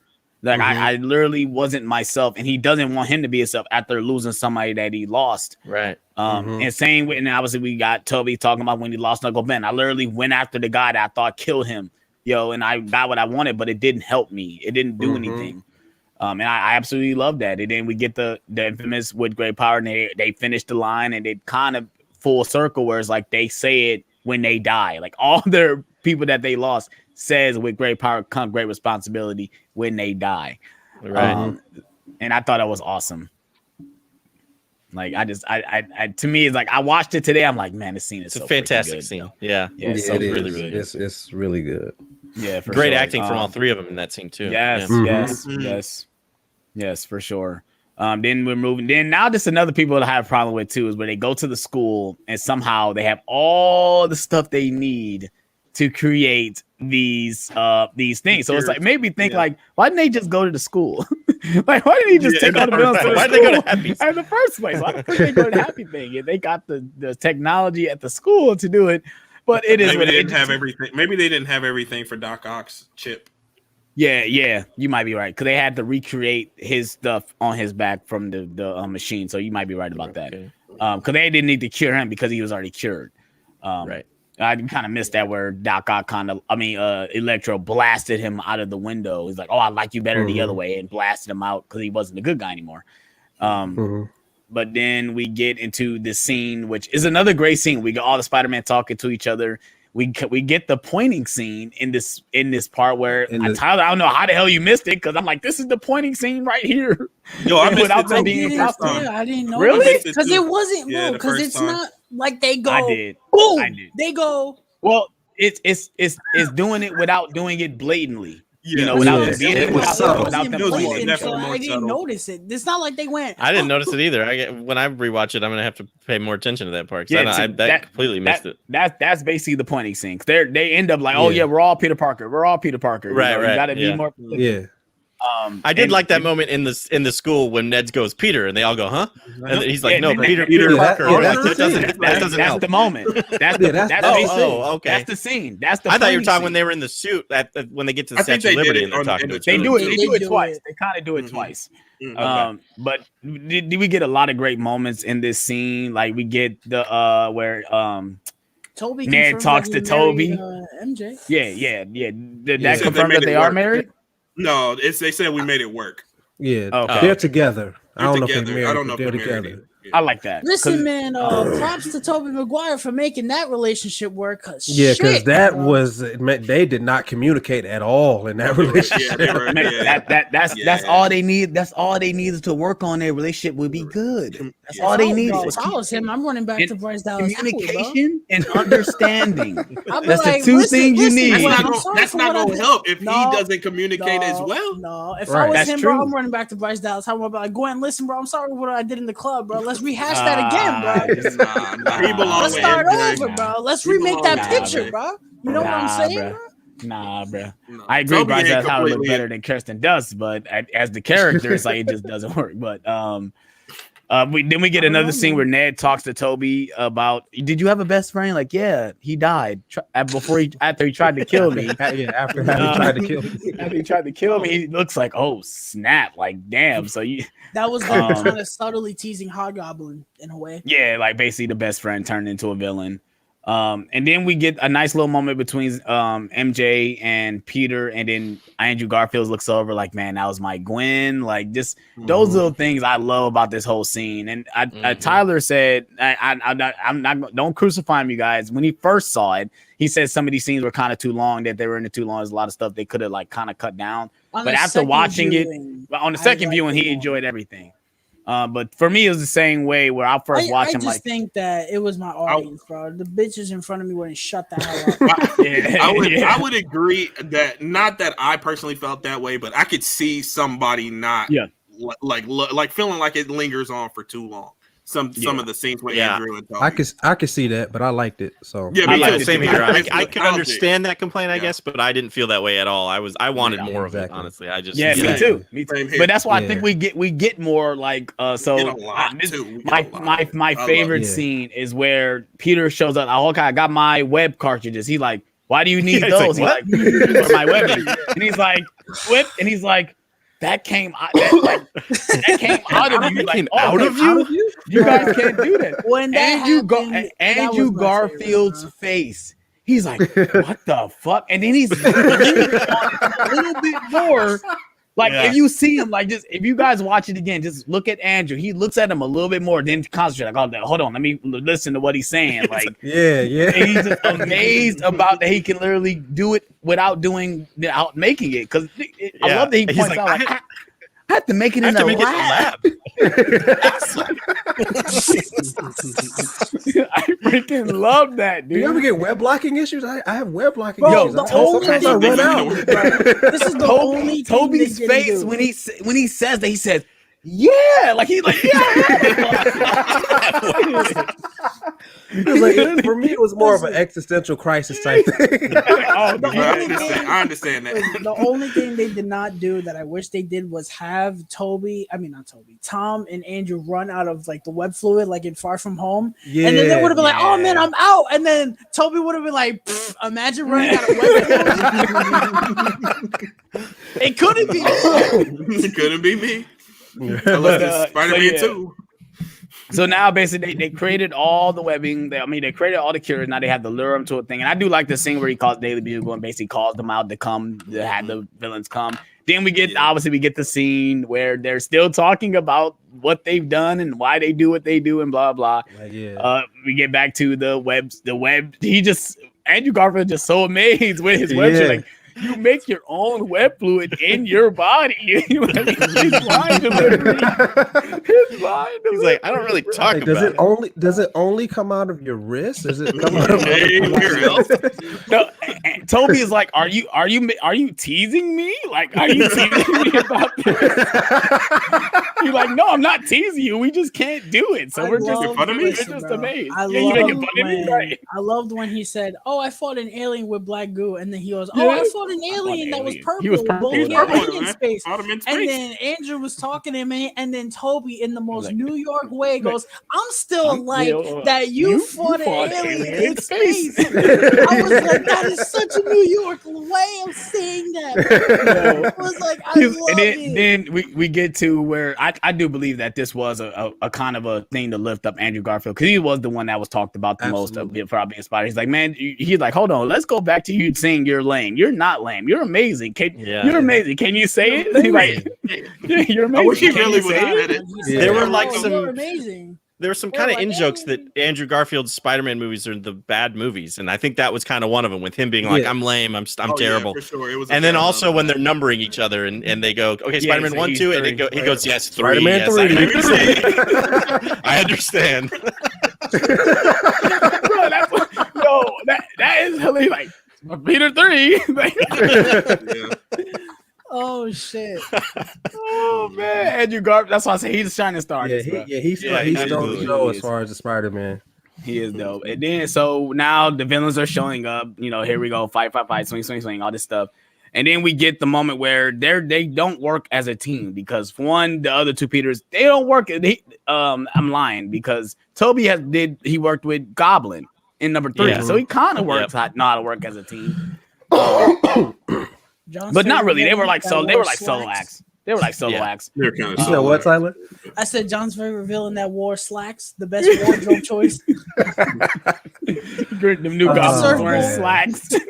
He took off his coat. He had on interview pants, yo. He had on interview pants with the surfboard, with the crease. He had a crease in those pants. He ironed them before he went out to fight Spider-Man. You gonna make me watch that? You gonna make me go on YouTube and watch that sequence on fucking YouTube, bro?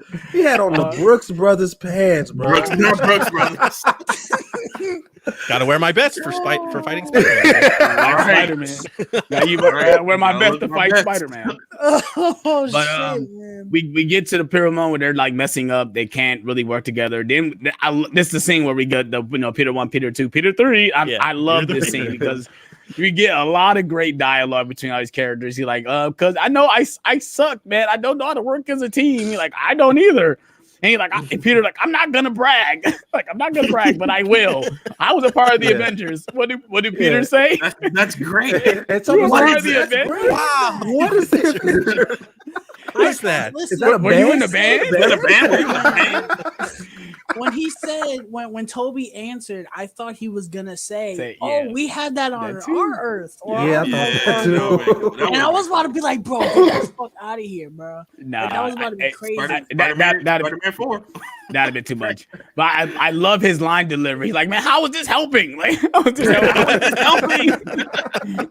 And he's like, okay, well, this is how we're gonna do. I'm Peter 1, you're Peter 2, you're Peter 3. We're gonna use trust your tingle. Like, he keep calling it tingle, which is hilarious. You got a tingle? He said, okay, this is what we're gonna do. And then Andrew's like, I love you guys. Like just so random. Yeah. Thanks. Like thank you.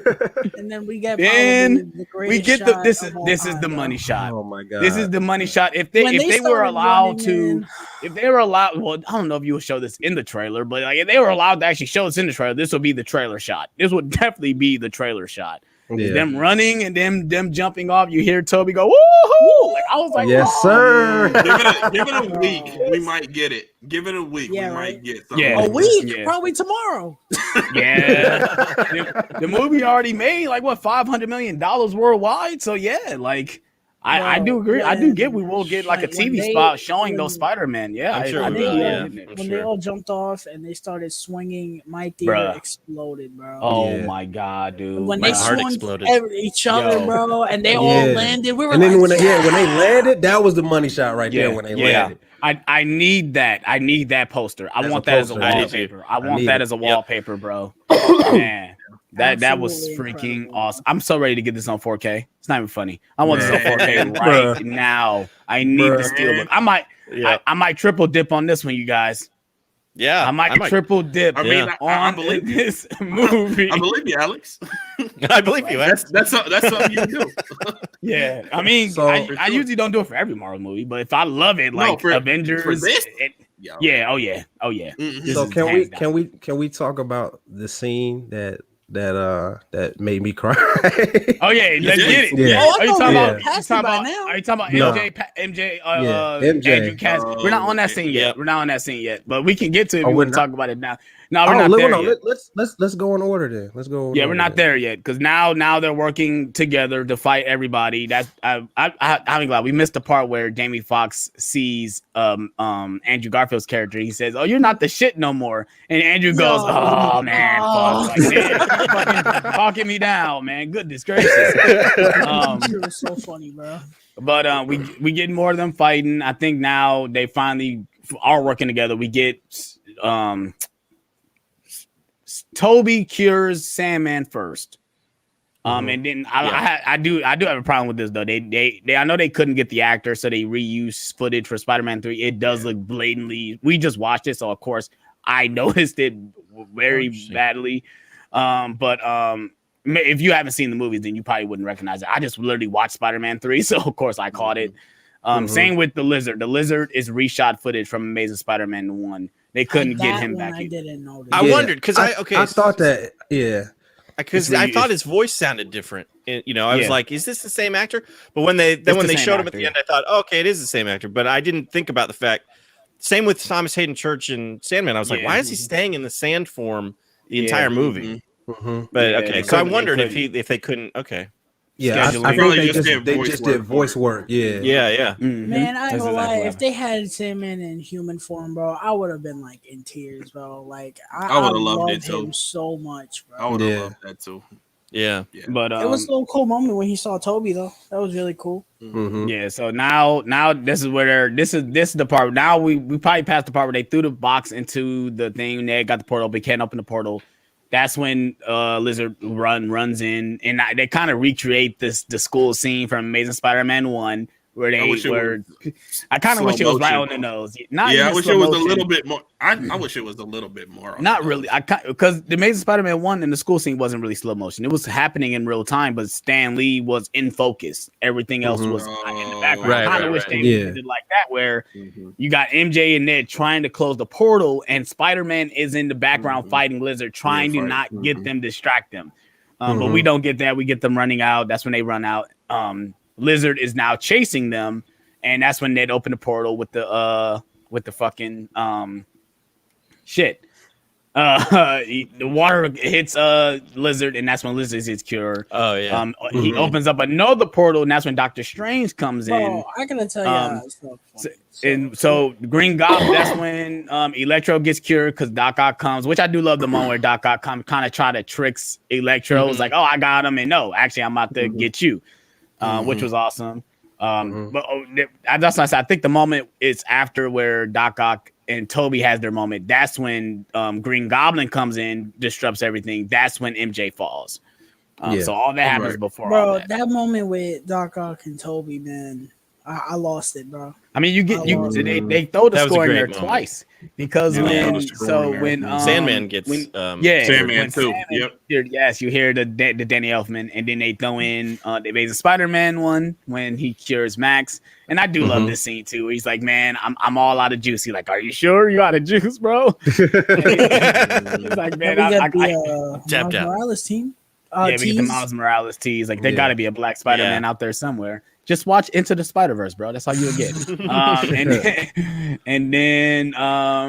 So we get the nice moment between Doc Ock and Toby, which I absolutely loved.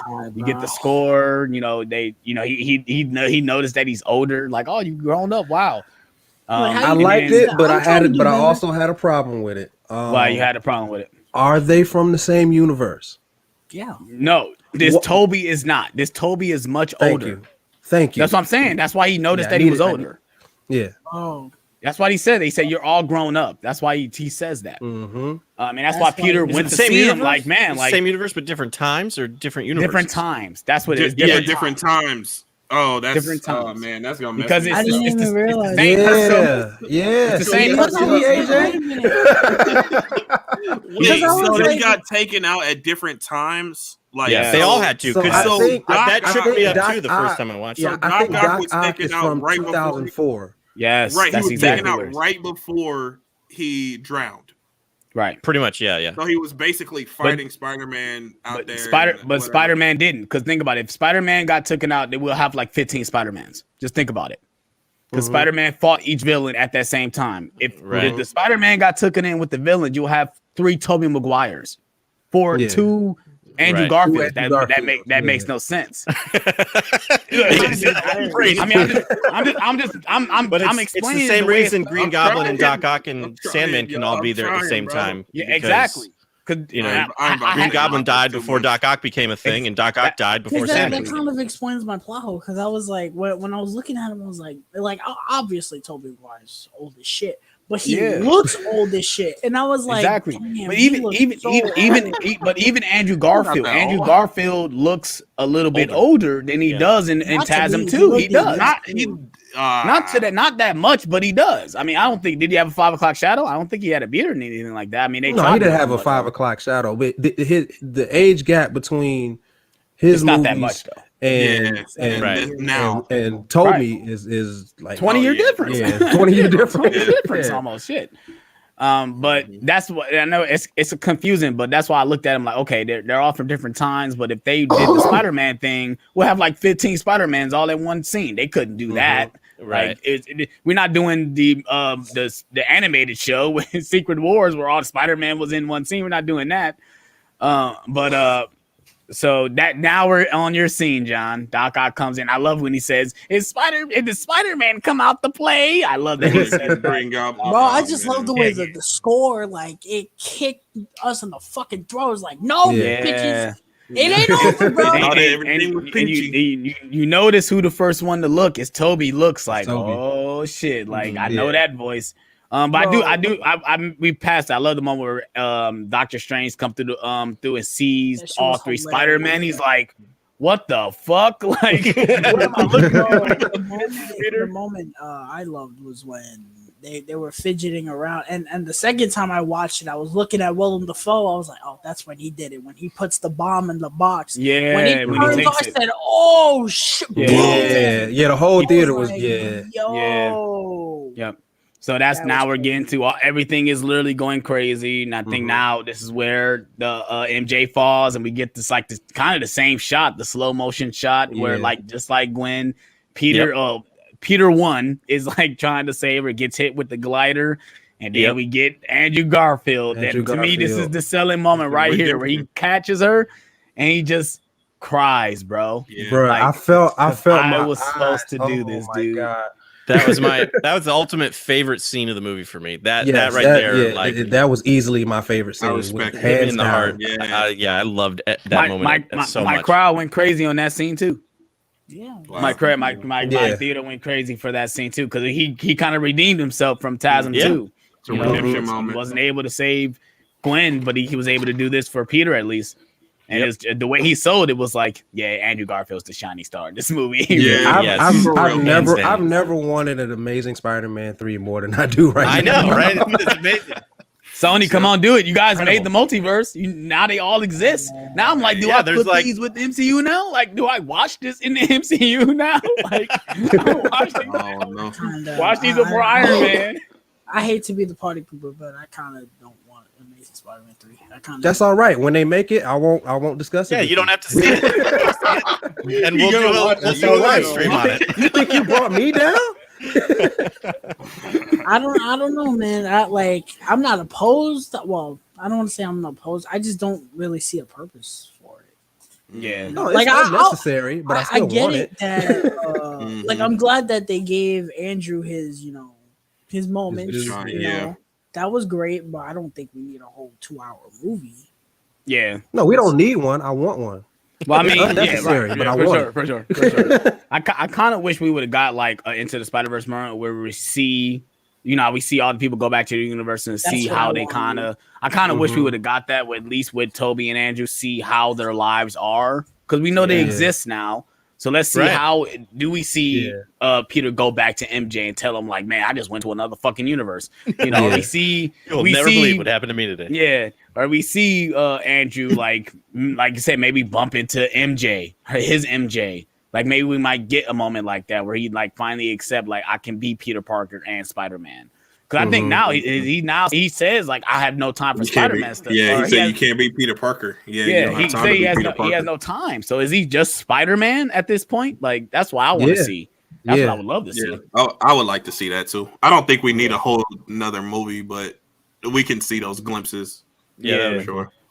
But so now we're on, like we got the catch scene, and now we got Peter is on the glider. He takes down the glider, and we get this another awesome fight. Why do Peter and Goblin got two awesome fights in this movie? Oh, because they got beef, bro. They got the first one they had beef, but he killed his aunt. So bro, the villains that got the beef have the best fights, bro. Look at Man of Steel, bro. My man was this dude was out here, and it's not even that. Goblin was toying with him, like just like toying with him the whole time. Like you're not doing nothing to me. And it's like and Peter was like, I'm not doing what? And he just started annihilating him, dude. Wailing on Green Goblin. When those look like some real punches, bro. Those look like some real punches, man. I felt them punches. Boom, boom, boom, boom, boom, boom. I felt them punches. Did it make the seats move? Yeah, it did. Well, I'm sure it did. Yeah, it was like it was like shaking the seat. It was like boom, boom, boom, boom. Wow. Boom, yeah, and if it wasn't for Toby, he was gonna kill Norman for real. Yeah, he would have. Yeah, he grabbed that glider. I kind of love that. I love that it was him, but I kind of wish we would have got a moment after that where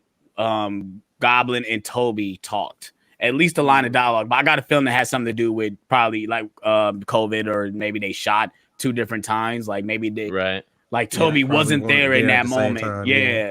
But I love that. I love that it was Toby that stopped him, because he's the older Spider-Man, so he's been through all this stuff. There's no reason to take, there's no way to murder him. Like this is not gonna help you. And then Sony proceeded to give 500 million people a fucking mini heart attack in the theater. Oh my god, man. He got stabbed. And you know what's crazy? I saw it coming, because we see Goblin bring out a knife while he's fighting him. I said, Goblin still has a weapon around him, bro. He knocked it out of his hand, bro. I was confused. But you got to think about the time that he's wailing or he grabs the glider. Toby is sitting there. That don't give him enough time to pick up the damn knife to try to stab Toby. He's definitely doing that. Yeah, the knife is a part of his arm, ain't it? He knocked it out. He knocked it off. Oh, okay. Yeah. But I was in the theater. I was like, holy shit! Like they really got balls today. I was worried. They got balls today. They killing off Toby. Like they really sending him off. Like they're like, oh yeah, Toby's definitely done. He's not coming back as Peter Parker. There was no air in that theater, bro. All you heard was like the whole theater. Hell yeah. I ain't gonna lie to you. That was me. I looked at Marquis like, bro, they about to do this. You know what I thought of when I saw that scene? I thought of Hook when he stabbed Rufio. Yeah, and like the literally the air went out of the scene when he got stabbed. That's the first thing I thought of. Oh my god, bro! Like I didn't think he was gonna die, but I was just like, and I did kind of see it coming too because he had his back turned, and I was like, yeah, I saw it coming. Goblin, I saw it coming. And then bro. that hat was like, oh my god. Another thing that made me mad because he has spider sense. Like, why did he detect that he was about to get stabbed? Like, his focus was on Peter. Yeah. That's true. That's true. And his spider sense is like 45 years old. So yeah, he's a little more age. Don't do my man Toby. We didn't even talk about some squeaks in his spider sense. We didn't even talked about that. He pointed out the back situation. He literally says, "My back." Oh yeah. Like, you got a bad back too. Like, yeah. What y'all think about that joke when he cracked it? I liked it. I liked it. I didn't like it at first, but after on the rewatch, I was like, hearing Tobey Maguire say "my back," I was losing my mind. I just thought about the damn movie.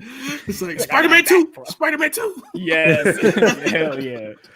But yeah, so now we're at the end, and now Doctor Strange is trying to contain the spell. He can't contain it. It literally breaks up in the multiverse, and I love that. I love that it's like a canvas. It's not like it's in the sky. It like breaks through the city a little bit. Like it looks like it's breaking through the actual city, like it's breaking through the universe. Yeah. And now this is why I wish I need this on 4K because I want to. And I watch breakdown videos, but I feel like these breakdown videos ain't doing it justice. I feel like I need to see it myself because they're seeing it from footage that's from bootleg footage, right? Yeah. So people in Tyler's theater that recorded the right. Right. People that went in the theater and recorded the damn movie. You wouldn't have been able to see it 4 times if they didn't. Right, for sure. Because I mean, they already got my money. I mean, I paid to see it in theater. Hey, that's true. I didn't do that first. What I was about to say, most people pointed out they seen Rhino, Scorpion, Kraven. But they kept showing other silhouettes, and but it kind of went too fast. Where I need to see this movie in 0.05 seconds so I can try to see everything. Yeah, right. You guys catch anything else? You guys see anything else in the silhouettes? No, I thought I saw a different Doc Ock, but now that you say Scorpion, that's probably who I saw. Scorpion, because the first time I saw it, I only saw Rhino, and then when I saw it yesterday, I was like, "Oh no, there's Scorpion." I saw the guy holding the stat. That's Kraven. That's Kraven. That's Kraven. I was like, "Oh, that's Kraven." I thought for whatever reason it was M'Baku. I was like, "That's not fucking M'Baku. That's Kraven." Yeah, they're in the same universe. But somebody they got Scorpion in the same universe too. Yeah. He's in jail. Yeah. Right. Mm-hmm. It was cool seeing Scorpion silhouette with the tail. That was cool, man. I was like, yeah, hell yeah. Get you hyped for what's next? Yeah. I wouldn't really change anything about the ending of this movie, but I did think that it was maybe a missed opportunity. They had 5 villains in this movie. You got the Sinister Six. All 5 villains are from Toby and Andrew's movies. They should have had Vulture from Homecoming show up. And like they broke him out of jail or something, and Vulture is a part of that battle at the end. There's no MCU villain in this movie, right? Right. Yeah. It's all the other villains from the other movies. I think that's the one thing that was kind of a missed opportunity. Yeah, because even Mysterio's not here. Because they could have been Mysterio. Mysterio could have been that one. He could have not really be dead. He could just show up, and then that kind of clears his name. Like that kind of clears his name if he's not dead. He don't have the drones though. No, or the team backing him. Yeah. I just wanted Michael Keaton to fly in and say, "Hey, Pedro." That's all I wanted. That would have been dope if he did come through and was there at the end. That would have been dope. Mm-hmm. So now like I said, the spell is going crazy. Peter's trying to figure out what he can do, and he's like, "Oh, how about we just do this? Do the spell that we intend to do it? Will it fix it?" He said, "Yeah, we'll fix it, but obviously, no one's gonna remember your art. It's gonna be like you never existed." And to me, now thinking about it, watching it again, it makes me more sad because now Peter is basically alone in this world. He's by himself. He loses literally. He loses everyone he knows and he loves at the end of this movie, and it's kind of a lesson to Peter because that's how he has to live. Because if he has people that he cares about, they're going to be put in danger at the end of the day. Yeah. And maybe we get a little less moment. Trusting. Maybe, and maybe we might get a different Peter Parker in this next set of movies because he might have a guard up from dealing with all the stuff that he had to literally lose, the person he couldn't even tell that he loved. Man. You know, I hope so. I hope he doesn't make. It depends on who's really doing type of decisions. Yeah, I mean, like I said, now we're dealing with obviously we doing the forget spell. We get a nice little moment between MJ and Peter, which I did love. I love their relationship in this movie. I do. I think they both nail it. Tom Holland and Zendaya, they're great on screen. Stop releasing it helps if they're together. Please stop releasing. So they are dating in real life too. They are dating in real life. Has that been confirmed? Yeah, I know they always be doing stuff together. But are they really dating? That's what I'm saying. Are y'all really sure? Are they really dating? I don't know if it's been confirmed. It's been confirmed. Tom Holland was literally like, "Oh, we felt violated when that was leaked because they didn't want people to know." So they didn't want people to know that they were together. You guys are famous. You guys are fucked. You guys are famous, bro. You guys are fucked, bro. Right. Sorry. You're in the biggest movie of the fucking year. Sorry.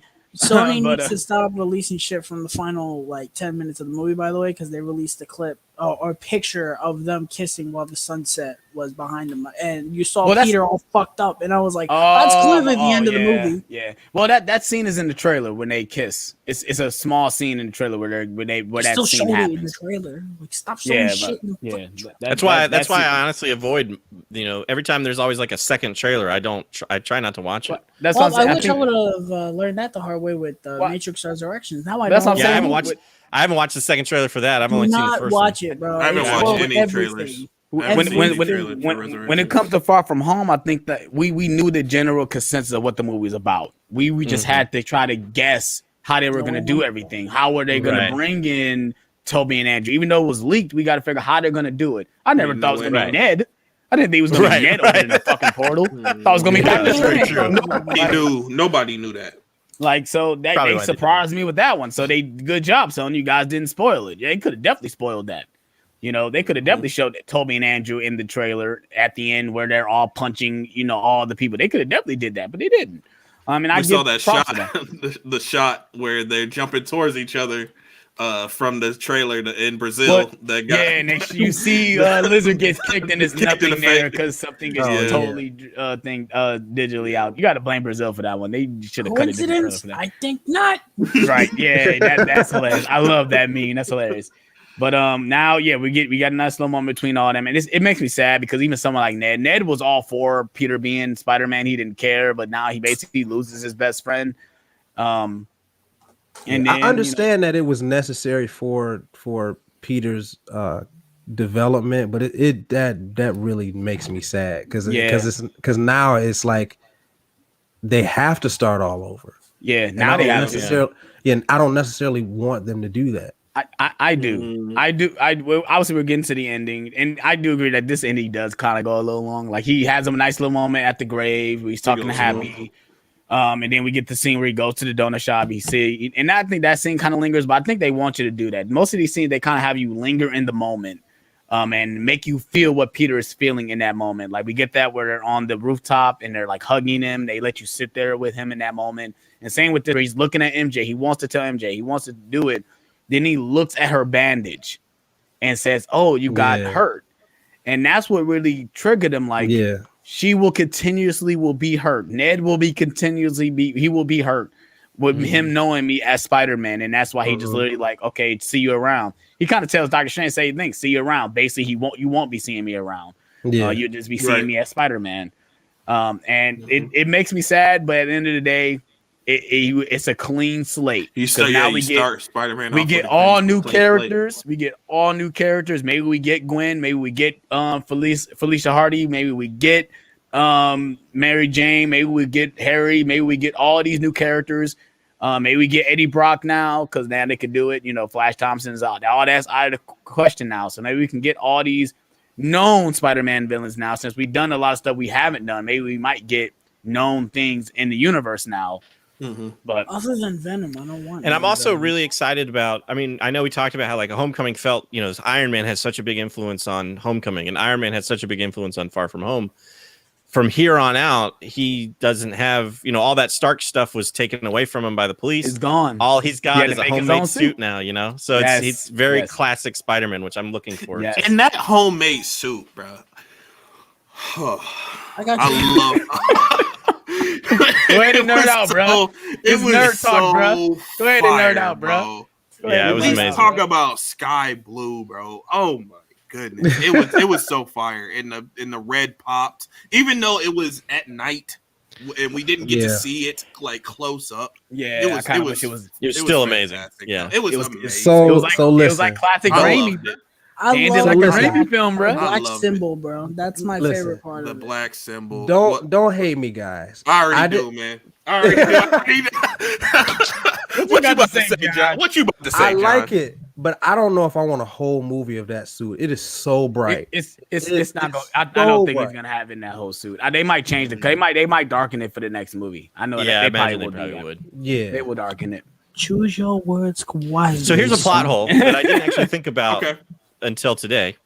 All right, go ahead. Flash wrote a book called Flashpoint about his friendship with Peter Parker, who is Spider-Man. And now nobody remembers who Peter Parker is, and yet there's a book that exists out there. J. Jonah Jameson has a whole bunch of videos about how Peter Parker is Spider-Man. I got something to say that I think But the that was spell erased though because I The think spell the erased spell the book. he erased says, "Oh, everything. he would reveal himself." Yeah, the spell erased So everything. it erases their memories, I don't and it think also It destroys erased memories. physical. It erased I don't because think so. because he doesn't have a record. He has to finish in a GED.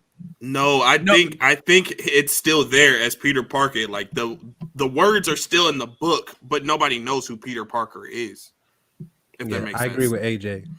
I don't know, man. Like It's the just- videos of the Daily Bugler are still there, but nobody knows who Peter Parker is. It to me it feels The off videos because you have got a his lot. picture, right? Yeah. That's what I'm saying, right? That's what I'm Video saying. does have a picture.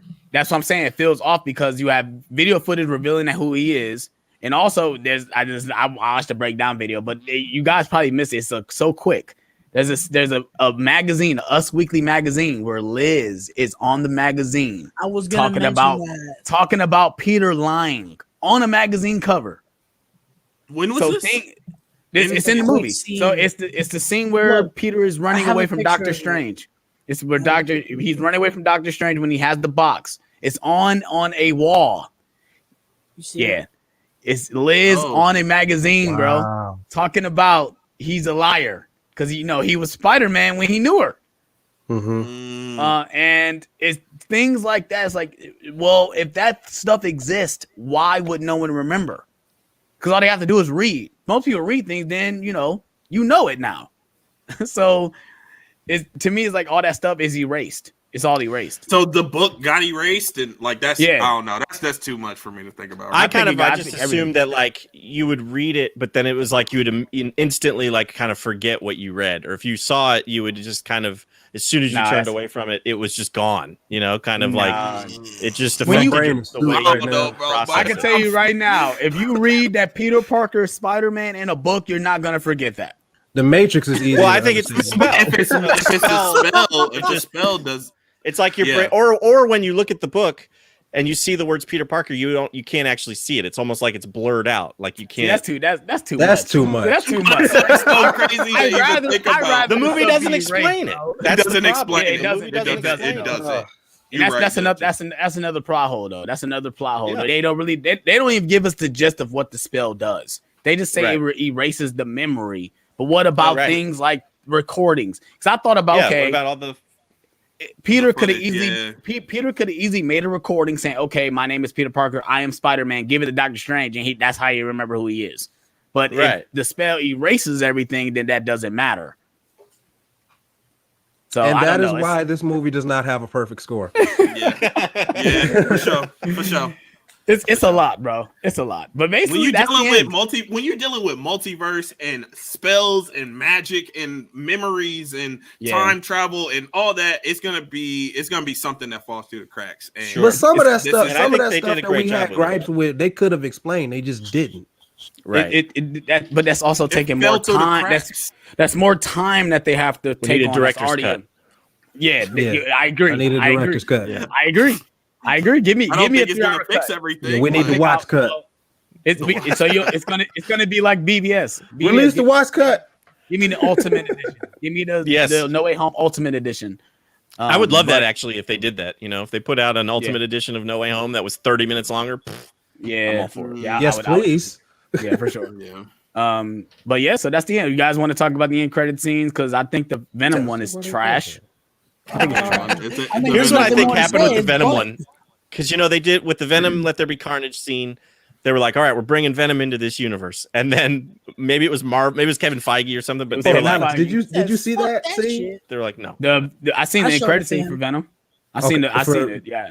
Okay. Yeah, I watched it on my phone because I got redeemed the code. So I just went back to that part to watch it in HD.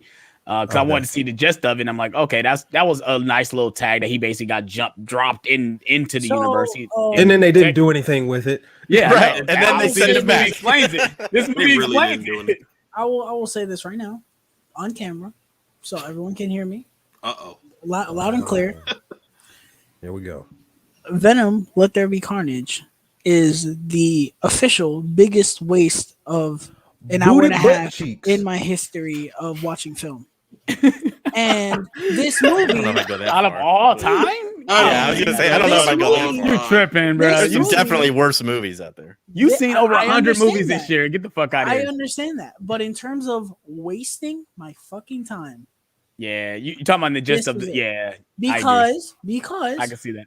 We all said, even me, AJ, John, we hated this movie, but we all said post-credit scene was cool, and it was, interesting. AJ maybe not as much as me and John, but I know this movie says, "Oh, you like that post-credit scene?" Yeah, well, that's why I said I wonder if like somebody from Marvel was like, no, we can't have this Venom be in our universe. But then they leave a little piece of the symbiote. Yes, that was basically the main part. They left a little piece of the symbiote. I like that. Okay, but we're gonna get Venom, but not the Venom you think we're getting. When you look at the bigger scheme of things, but it would be though. They said, "Oh, I don't think they're bringing in. Sense. They're not bringing in Tom Hardy to be in this universe now. It's not Tom Hardy, but the Venom, the symbiote. Yeah. I think we're getting we're gonna get it on Peter first. Traditional. So the symbiote we get in this universe won't be the same Venom we get in that universe. So it's not going to be the same Venom, but it's the same Venom from that universe that got left here. You're talking about the symbiote. But symbiotes take on the personality of their host. Exactly. He's gonna have a completely different personality, even though it's the same symbiote. We're gonna see a completely different personality of that symbiote. Mm-hmm. So he's gonna be able to talk and stuff. This is I assume so. I hope not. I hope they don't. The symbiotes never talked in Spider-Man 3. No, they didn't. They don't talk. It's more like an cartoon, though. Not in the animated one. Don't they? Yeah. Don't they? Venom definitely talks. You sure about that? Well, the symbiote once it's on like Eddie, Venom talks, but it's like not like Tom Hardy having a conversation with Venom like he does in the movie, right? It's more in his head. It's not like an actual about. Conversation. Yeah. But this is something that it pissed me off when I saw it, because they realized, oh, wait a minute, we can't do this because you're not going to sell to anybody that Tom Hardy's Venom is evil and a villain. You're not selling that. So what they decided was, oh, let's just redo this and make it better. Hopefully. I mean, I don't know how much worse you can get, but we'll see. Now we're in this dilemma, and they already greenlit Venom 3. So this is why I'm going to go on this rant now. You're in a dilemma where you're making MCU Venom, which, okay, good. I saw that and I was like, yes, thank you. But now you're making other Venom movies. For who? Right. Because now that we know that MCU Venom is coming, no one wants to see Tom Hardy Venom. I disagree. There's a lot of folks that would disagree with you. I think there's a fan base for these movies. There's a fan base for them. There's a fan base for these movies. Didn't make over $800 million for no reason. Well, at least the first one didn't make over $800 million for no reason. These are the same people that will say Eternals was a bad movie, and to that I say you're full of fucking shit. Okay, enough. You will not pay me enough to watch another Venom movie that is with Tom Hardy in it. Listen, I love Tom Hardy. Tom Hardy is one of the best. I'll go see actors it. Working. I don't Justice. care. I don't care about Tom Hardy as Venom anymore. I don't. mean, if anything proved that, it was I Let There can Be agree. Carnage. Yeah, I can agree. It looked like he was fucking high as a kite and half-assing it to all. He probably the way. was. He probably did. was. But he did wasn't. seem a He, little that's high, that's the though. crazy part about it. Tom Hardy was so hands on with Venom 2, and I'm He like, was. how did you That was his allow baby. this to happen? Yeah. He wrote it, didn't he? You couldn't pay Came me. story credit. He wrote the story. Yeah. He wrote. You oh couldn't wow. pay me Well, enough he to shouldn't. watch He a shouldn't write movie. anymore. Yeah, he Andy should- Serkis he should shouldn't stop. direct anymore. Yeah. Andy Wow. Serkis shouldn't direct. Listen, Yeah. if you're seriously gonna sit here and tell me, oh, they're gonna keep making Venom movies, meanwhile they're doing Venom in the MCU, you could not pay me a single dime to watch that movie. What relevance does it have? You already did Carnage and fucked it up. Yeah. That's Yeah. Venom's Joker. You fucked Yeah. it up. You cannot do anything else to make me care. I Yeah, don't well, care. Well, hopefully, I agree. hopefully, we'll get it right within the next Spider-Man trilogy. I would love for it to be an actual, at least a trilogy for the Black Suit. I kind of would like that because I think the Black Suit deserves its own movie, and I think Venom itself with Spider-Man deserve its own movie. As just focusing on that story, I do believe that they're not going to do it exactly the way the alien costume and the animated or the way the comic is, because I mean, the way they should do it is that way. They should do it where J. Jonah Jameson's son is going into outer space. The symbiote, they get the symbiote from the moon or whatever they get it from. It comes down this way. Who I think it would. I remember me and AJ watched that episode of the alien costume and all 3 90s. episodes. That- Like, just imagine seeing. They could definitely do it. Have a film a spaceship crashing onto the bridge. That shit would be awesome. Then have Rhino. But they already- Have Rhino come in. That's when you introduce Rhino. Rhino's one of the side villains coming in to take the symbiote, give it the Fisk. How wrong would that be? That should be dope. You could do 2 movies. Like Fisk is trying to get the Rock to sell out to some arms dealers. Hell yeah, I'll take that for sure. You could maybe do 2 movies. But that's too where- much like right, bruh. Just because now that you put it out in the air, they're not gonna do it. You should have come Sony, with it. Johnny, it's not Warner Brothers, bro. They do the right thing. It's not Warner Brothers. I would love that, bro. I would love that. But they already introduced the symbiote to the MCU Bro, this we way. sit here. Yeah, that's what I'm saying. That's why I said they're not gonna do it this way. I would love for them to do it. They're not gonna do it because it's the way it came. We sit here and say, "Oh, Warner Brothers do Man of Steel too," and then they give us 3 Harley Quinn movies we don't ask for. Nice. But yeah, so obviously we might as well talk about this. This is at the end of this movie. What did you guys think of the Doctor Strange? I call this a teaser. This is not well, it's a trailer, but this is not the official trailer. It's like a teaser.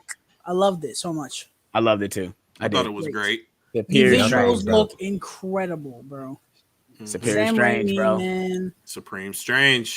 Strange, I bro. watched it on my phone because it leaked. I think I well, I didn't care. It didn't spoil this movie though. When I saw Supreme Strange, I literally screamed.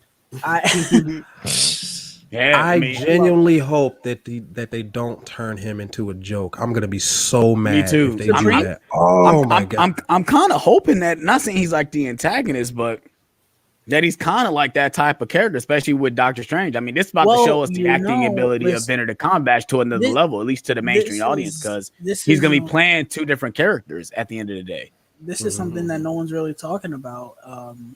Michael B. Jordan. Yes, he's been confirmed. They are going to. There's rumors that he's coming back. There's rumors that he's coming back for. And if they do, they're gonna have to show. Well, I don't give a shit about that Wakanda shit. You talking about Ultron? No, the end of What If. Like they're gonna show that's what I'm talking the about. fucking thing. He has to come back. And if he does, I'm not gonna lie, I might go ape shit, bro. If they incorporate What If into this, I don't know, man. I'm already confused by this movie. If Justin is so lost right now. No, I mean, I didn't watch. I only watched 3 episodes of What If, so I haven't finished What If, so I don't know what you're talking about. You haven't seen the Doctor Strange episode? Yeah, so you're right. After Doctor Strange episode, watch episode 4. At least watch episode 4. Educate that's a good yourself, one. man. I think you might want to continue after you see that. Yeah, for sure. That's For who sure. that was. That once you watch that episode, you're gonna be like, "Oh, that's what that was." That's who that is. Right, Mhm. right. Mm-hmm. Yeah. But if I see Ultron somehow with the Infinity Stones, I just might scream bloody murder, bro. Nah, they The not only, bringing back the Ultron. only problem I have with bringing Or the back, Stone. especially like Michael B. Jordan stuff, is that obviously we already had people come back from deaths and stuff like Gamora and Loki. It's like I to mean, me, but it's he's like, not coming back though. It's a different version. but that's Same that, thing. that but But that's still, the same. it's- It's In Gamora. essence, it's the same different thing. version. Same thing as It's the Gamora, same thing. You're bringing Bringing back back these the characters. actor and the character. Yeah. Yeah, you're Right. bringing them back, and it's like to me, it's like their deaths doesn't matter at the end of the day, regardless of them being different I versions. mean, I love but the it's I not love the- I love they're not I love the Loki resurrecting show. him, though. I love the Loki show, but I kind of wish they wouldn't have done it because to me it facilitates. It doesn't make his death doesn't mean anything anymore in Infinity War. It just doesn't. The reason know? I don't like what they did with Loki was because he was a different version, and then within like one episode of that show, he was back to. He's back to the Loki And I that was we like, know. how? But Like- that's because he's been that Loki since as long as he's played the character. He has not been 2012 Loki since 2012. Like even even in Door to Dark World, he was kind of that Loki that we know at the end of the day. And then obviously in Ragnarok, he was that Loki. He was not the sinister evil Loki that he was in 2012. And nobody wanted a whole show like that. We didn't want that. We wanted the Loki that died in Infinity War. That's what we wanted. Right. No one sounds like a lot of people. You wanted No. the Loki in 2012 You wanted that Loki in 2012 Yes. to be the whole show. to be the whole show? Nah. I mean, longer than No, it you was. you bugging. No. Longer not- than it was. that though. would I be- definitely, that would be so- didn't want to watch a Yo, whole show of that. No, not wouldn't wanna see I Spider-Man. like not, Dickhead Loki. I don't like Goody Two Shoes. not when we got the scene where he literally saw his whole life on the No, screen. that No, was wouldn't great, happen. but I wish it would have happened a little bit later. Mm. I would have Yeah, wanted but to that's see not him that- slowly being. But that's not turned. the. They had to explain him the reason what they're doing, so he had to see that. Like that's why that happened. We're going on a tangent. Obviously, we're talking about Talk Loki. about now. Loki. Spider No Way Home. That's it, you guys. You guys got any more final remarks you guys want to talk about No Way Home before we end this stream? Nah, man. Think that's all our closing thoughts. Amazing It movie. was some high quality H2O. I noticed America Chavez in the Doctor Strange Yes, trailer, which I she's thought was in cool. it. As did I. Yeah. That's, But that's Still all I wondering had. why she's in the movie in the first place, but we don't know. But she's there. Yeah, I mean, I think I'm so excited for Doctor Strange. I think Wanda is going to be great as always, like she's always been in almost every single movie she's been in.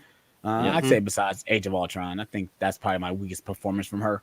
But I she's love just her. she That's just started good, playing though. the character. I thought it No, was good. I'm not saying it's bad. I'm just saying It's that's your my least weakest favorite. performance from her. Gotcha. Yeah. I got Obviously, you. WandaVision, she fucking nailed everything about For that. sure. For sure. So I'm just excited to see her in more, man. And everyone's thinking she's going to be the villain. I hope she's not the villain. I really don't want her to be the villain. Because I've heard both sides. we got that with she's kind of the protagonist, or she's probably the antagonist in WandaVision. At the end of the day, both. she's the bad both. guy. But she's not Oh. full antagonist though. Yeah. I want her to be full antagonist. Like that scene in WandaVision where she takes the drone. I'm and she kind throws it at them. of hoping that they do like the MCU version of House of M. That would be dope. Yeah, I But- don't know much about that. That's a lot of I mean, I don't know Fill how exactly fill out they the would deal with spin it. her kids and all that stuff, Mephisto Yeah. and stuff like that. It's a lot of stuff that goes basically into the rabbit hole. Where They if could they do it all did, smooth. she need to get her own movie for all that stuff. That's her Right. own movie, bro. Not in a Doctor Strange movie. But yeah, so if you guys got any more thoughts, and now we can close it out. I know you guys got to get to your families. I know I got to get to my fiance. She's about to kill me right now. So, Yeah, I'm like looking at the clock. I'm like, oh boy. That Yep, Marissa Tomei comment, bro. no, I don't say nothing when she says something about Kevin Durant. So Oh, okay. There Gonna you be go. Christmas story in that house. Wait, what? Kevin Durant? she loves Kevin Durant. She said if Kevin Hey, Durant hold walked up. into my house, I'm Hold done. up. Kevin Durant? Yeah. Yeah. KD. Nigga that don't brush his hair? Kevin Durant? All right, let's end the stream here, bro. Ashy Kevin Durant? Let's go ahead and end the stream, you guys. We're going to end Have it a good out. night, y'all. We're going to end it out. Let's go ahead and get our goodbyes. Let's go ahead and start with Justin. Oh man. Thanks for having me on this, man. I really Everybody. appreciate it. Yeah. I'm on Instagram at Cinema Heroes. I have a podcast, Superhero Movies and Superhero Movies. You can find the link on the Instagram page. I'd love it if you followed me. I'd love it. I'm on YouTube. If you subscribe to my channel, that'd be awesome. Thanks again this was a lot of fun. I really enjoyed being a part of this. Thank you so much for being here. I really appreciate you being here. AJ, tell Justin, everybody that's a where they lot can of find movies behind you, bro. Yeah. That's awesome, though. I love it. I don't know why Alex is laughing, bro. Him too. But I'm AJ of AJ Reacts too. You can find me on YouTube, Instagram, Twitter, Twitch, Letterboxd. I got all that stuff. I talk movies, TV, music, snacks, all kinds of stuff like that. If you're interested, go check me out. Thank you. All right. The newest member of Nerd Talk, Tyler. Go ahead and tell everybody where they can find you, bro. First of all, thank you so much for having me. This was so much fun. If you guys want to find me, please follow me on Instagram. Type in Mind of a Nerd. Look for the purple and green icon. You cannot miss it. I will be posting. I posted today Matrix Reloaded review. Tomorrow, posting Matrix Revolutions as well as a holiday themed review. And then finishing Hawkeye Wednesday. And then Thursday, the new Kingsman movie, which please let it be good. And yeah, that's it for the week. A little light week. But again, Mind of a Nerd on Instagram, purple and green icon. You cannot miss it. Thank you so much. Appreciate it. You're doing Boba Fett too, right? No, that got moved, actually. Okay. Yeah, it's coming out on the 29th now. Yeah. Oh, wow. Okay. Smooth J Stew, my partner in crime. Tell everybody where they can find you, everybody. I mean, y'all know me. I'm Smooth J Stew. You can find me at Smooth J Stew on Instagram, Letterboxd, YouTube. Subscribe to my channel. Make sure you hit that notification bell. Just drop my spoiler-free review for No Way Home. So if you know anybody that hasn't seen it and they want to watch a review for it, please send them my link. Make sure they hit that like button and subscribe to my channel as well. I am going to do more reviews. I have some stuff going on this fall, a lot of stuff going on this fall, but I'm back and I'm excited to do some Stew reviews again. Also, I am a special guest on Cinema Heroes with Justin and John. So please check those out. Check those episodes out on whatever your favorite podcast streaming service is, whether it's Spotify, Apple Podcasts, whatever. Just check us out. Yeah, that's it.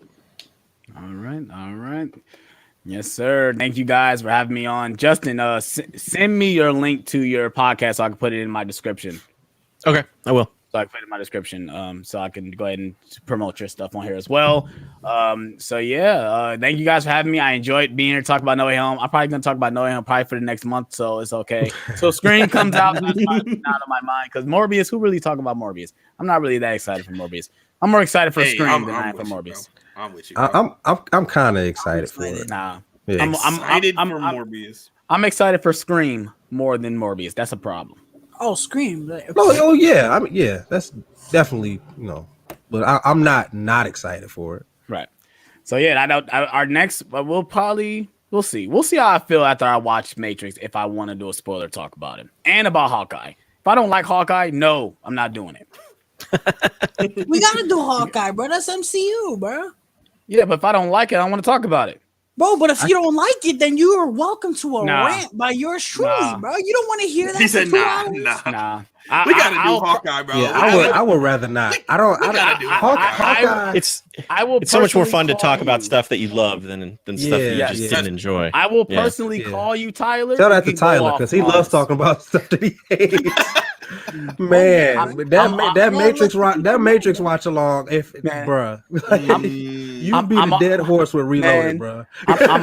I'm all about bringing in the love and the positivity when it comes to stuff. So if I don't like either one of those movies, I'm not gonna talk about it. You probably want to get a review for me for Matrix, but I've not enjoyed it. Depriving the people of two epic rants. Yeah, but I'm not. It felt negativity sells. That's the one that we're gonna end this, but I understand that negativity sells on this platform. But That's the problem, is that we bring too much negativity and not bring enough positivity. You know what you should do for Matrix? If we're split on it, like me, you, AJ, John. Yeah, that's different. Split now, on it, that's then why we should do that. Especially because I know the finale is like an hour long. They're supposed to be doing a lot of big reveals. I'm talking about Matrix, not Hawkeye. Oh, Matrix. Oh, yeah. Okay, yeah. It depends. Let me know how you guys feel about it. If you guys like it, and if I don't like it, if the majority likes it, then we'll do it. And then I'll just tell you guys what I didn't like about it. That's how we'll do it. Yeah, as far as Hawkeye, if you guys decide to do one, I probably am gonna skip that one. I don't feel like talking about the thing was I was probably gonna do it on the same day. Like I was gonna talk about Hawkeye, then we're gonna talk about Matrix in the same stream for Nerd Talk next week. But I don't know. The thing that's kind of stopping me for doing it is that it's the day after Christmas. So that's probably what's really stopping me from doing it. Yeah, we have to do it at a different time. It's like maybe I won't do it because Christmas and then New Year's. It's like maybe this should be the last episode of Nerd Talk. Like I'm thinking everyone got families, stuff like that. So this might be the last one till Scream. I think Scream is the next thing I'm gonna do something for. Like I might do a spoiler talk for Scream. I don't know if Matrix turns out to be good, I'm gonna want to talk about it. Yeah. That's what I'm saying. If it's good, then I'll change my mind. I'll let you guys know. But if it's not good, then and be like Matrix Resurrections was the biggest surprise of 2021. It was actually good. So all right, we're gonna sign out, you guys. Like I said, you guys already know this is the Alex Thomas channel. If you guys are new to the channel, please hit that like button. Please subscribe for more. Check out all these guys, all their platforms. Their links will be in the description below. Subscribe to Smooth J Stu. Check out Mind of a Nerd Instagram. Subscribe to AJ Reacts. Check out Cinema Heroes on all the podcasting platforms. And we're on this one, you guys. Peace out. Stay smooth.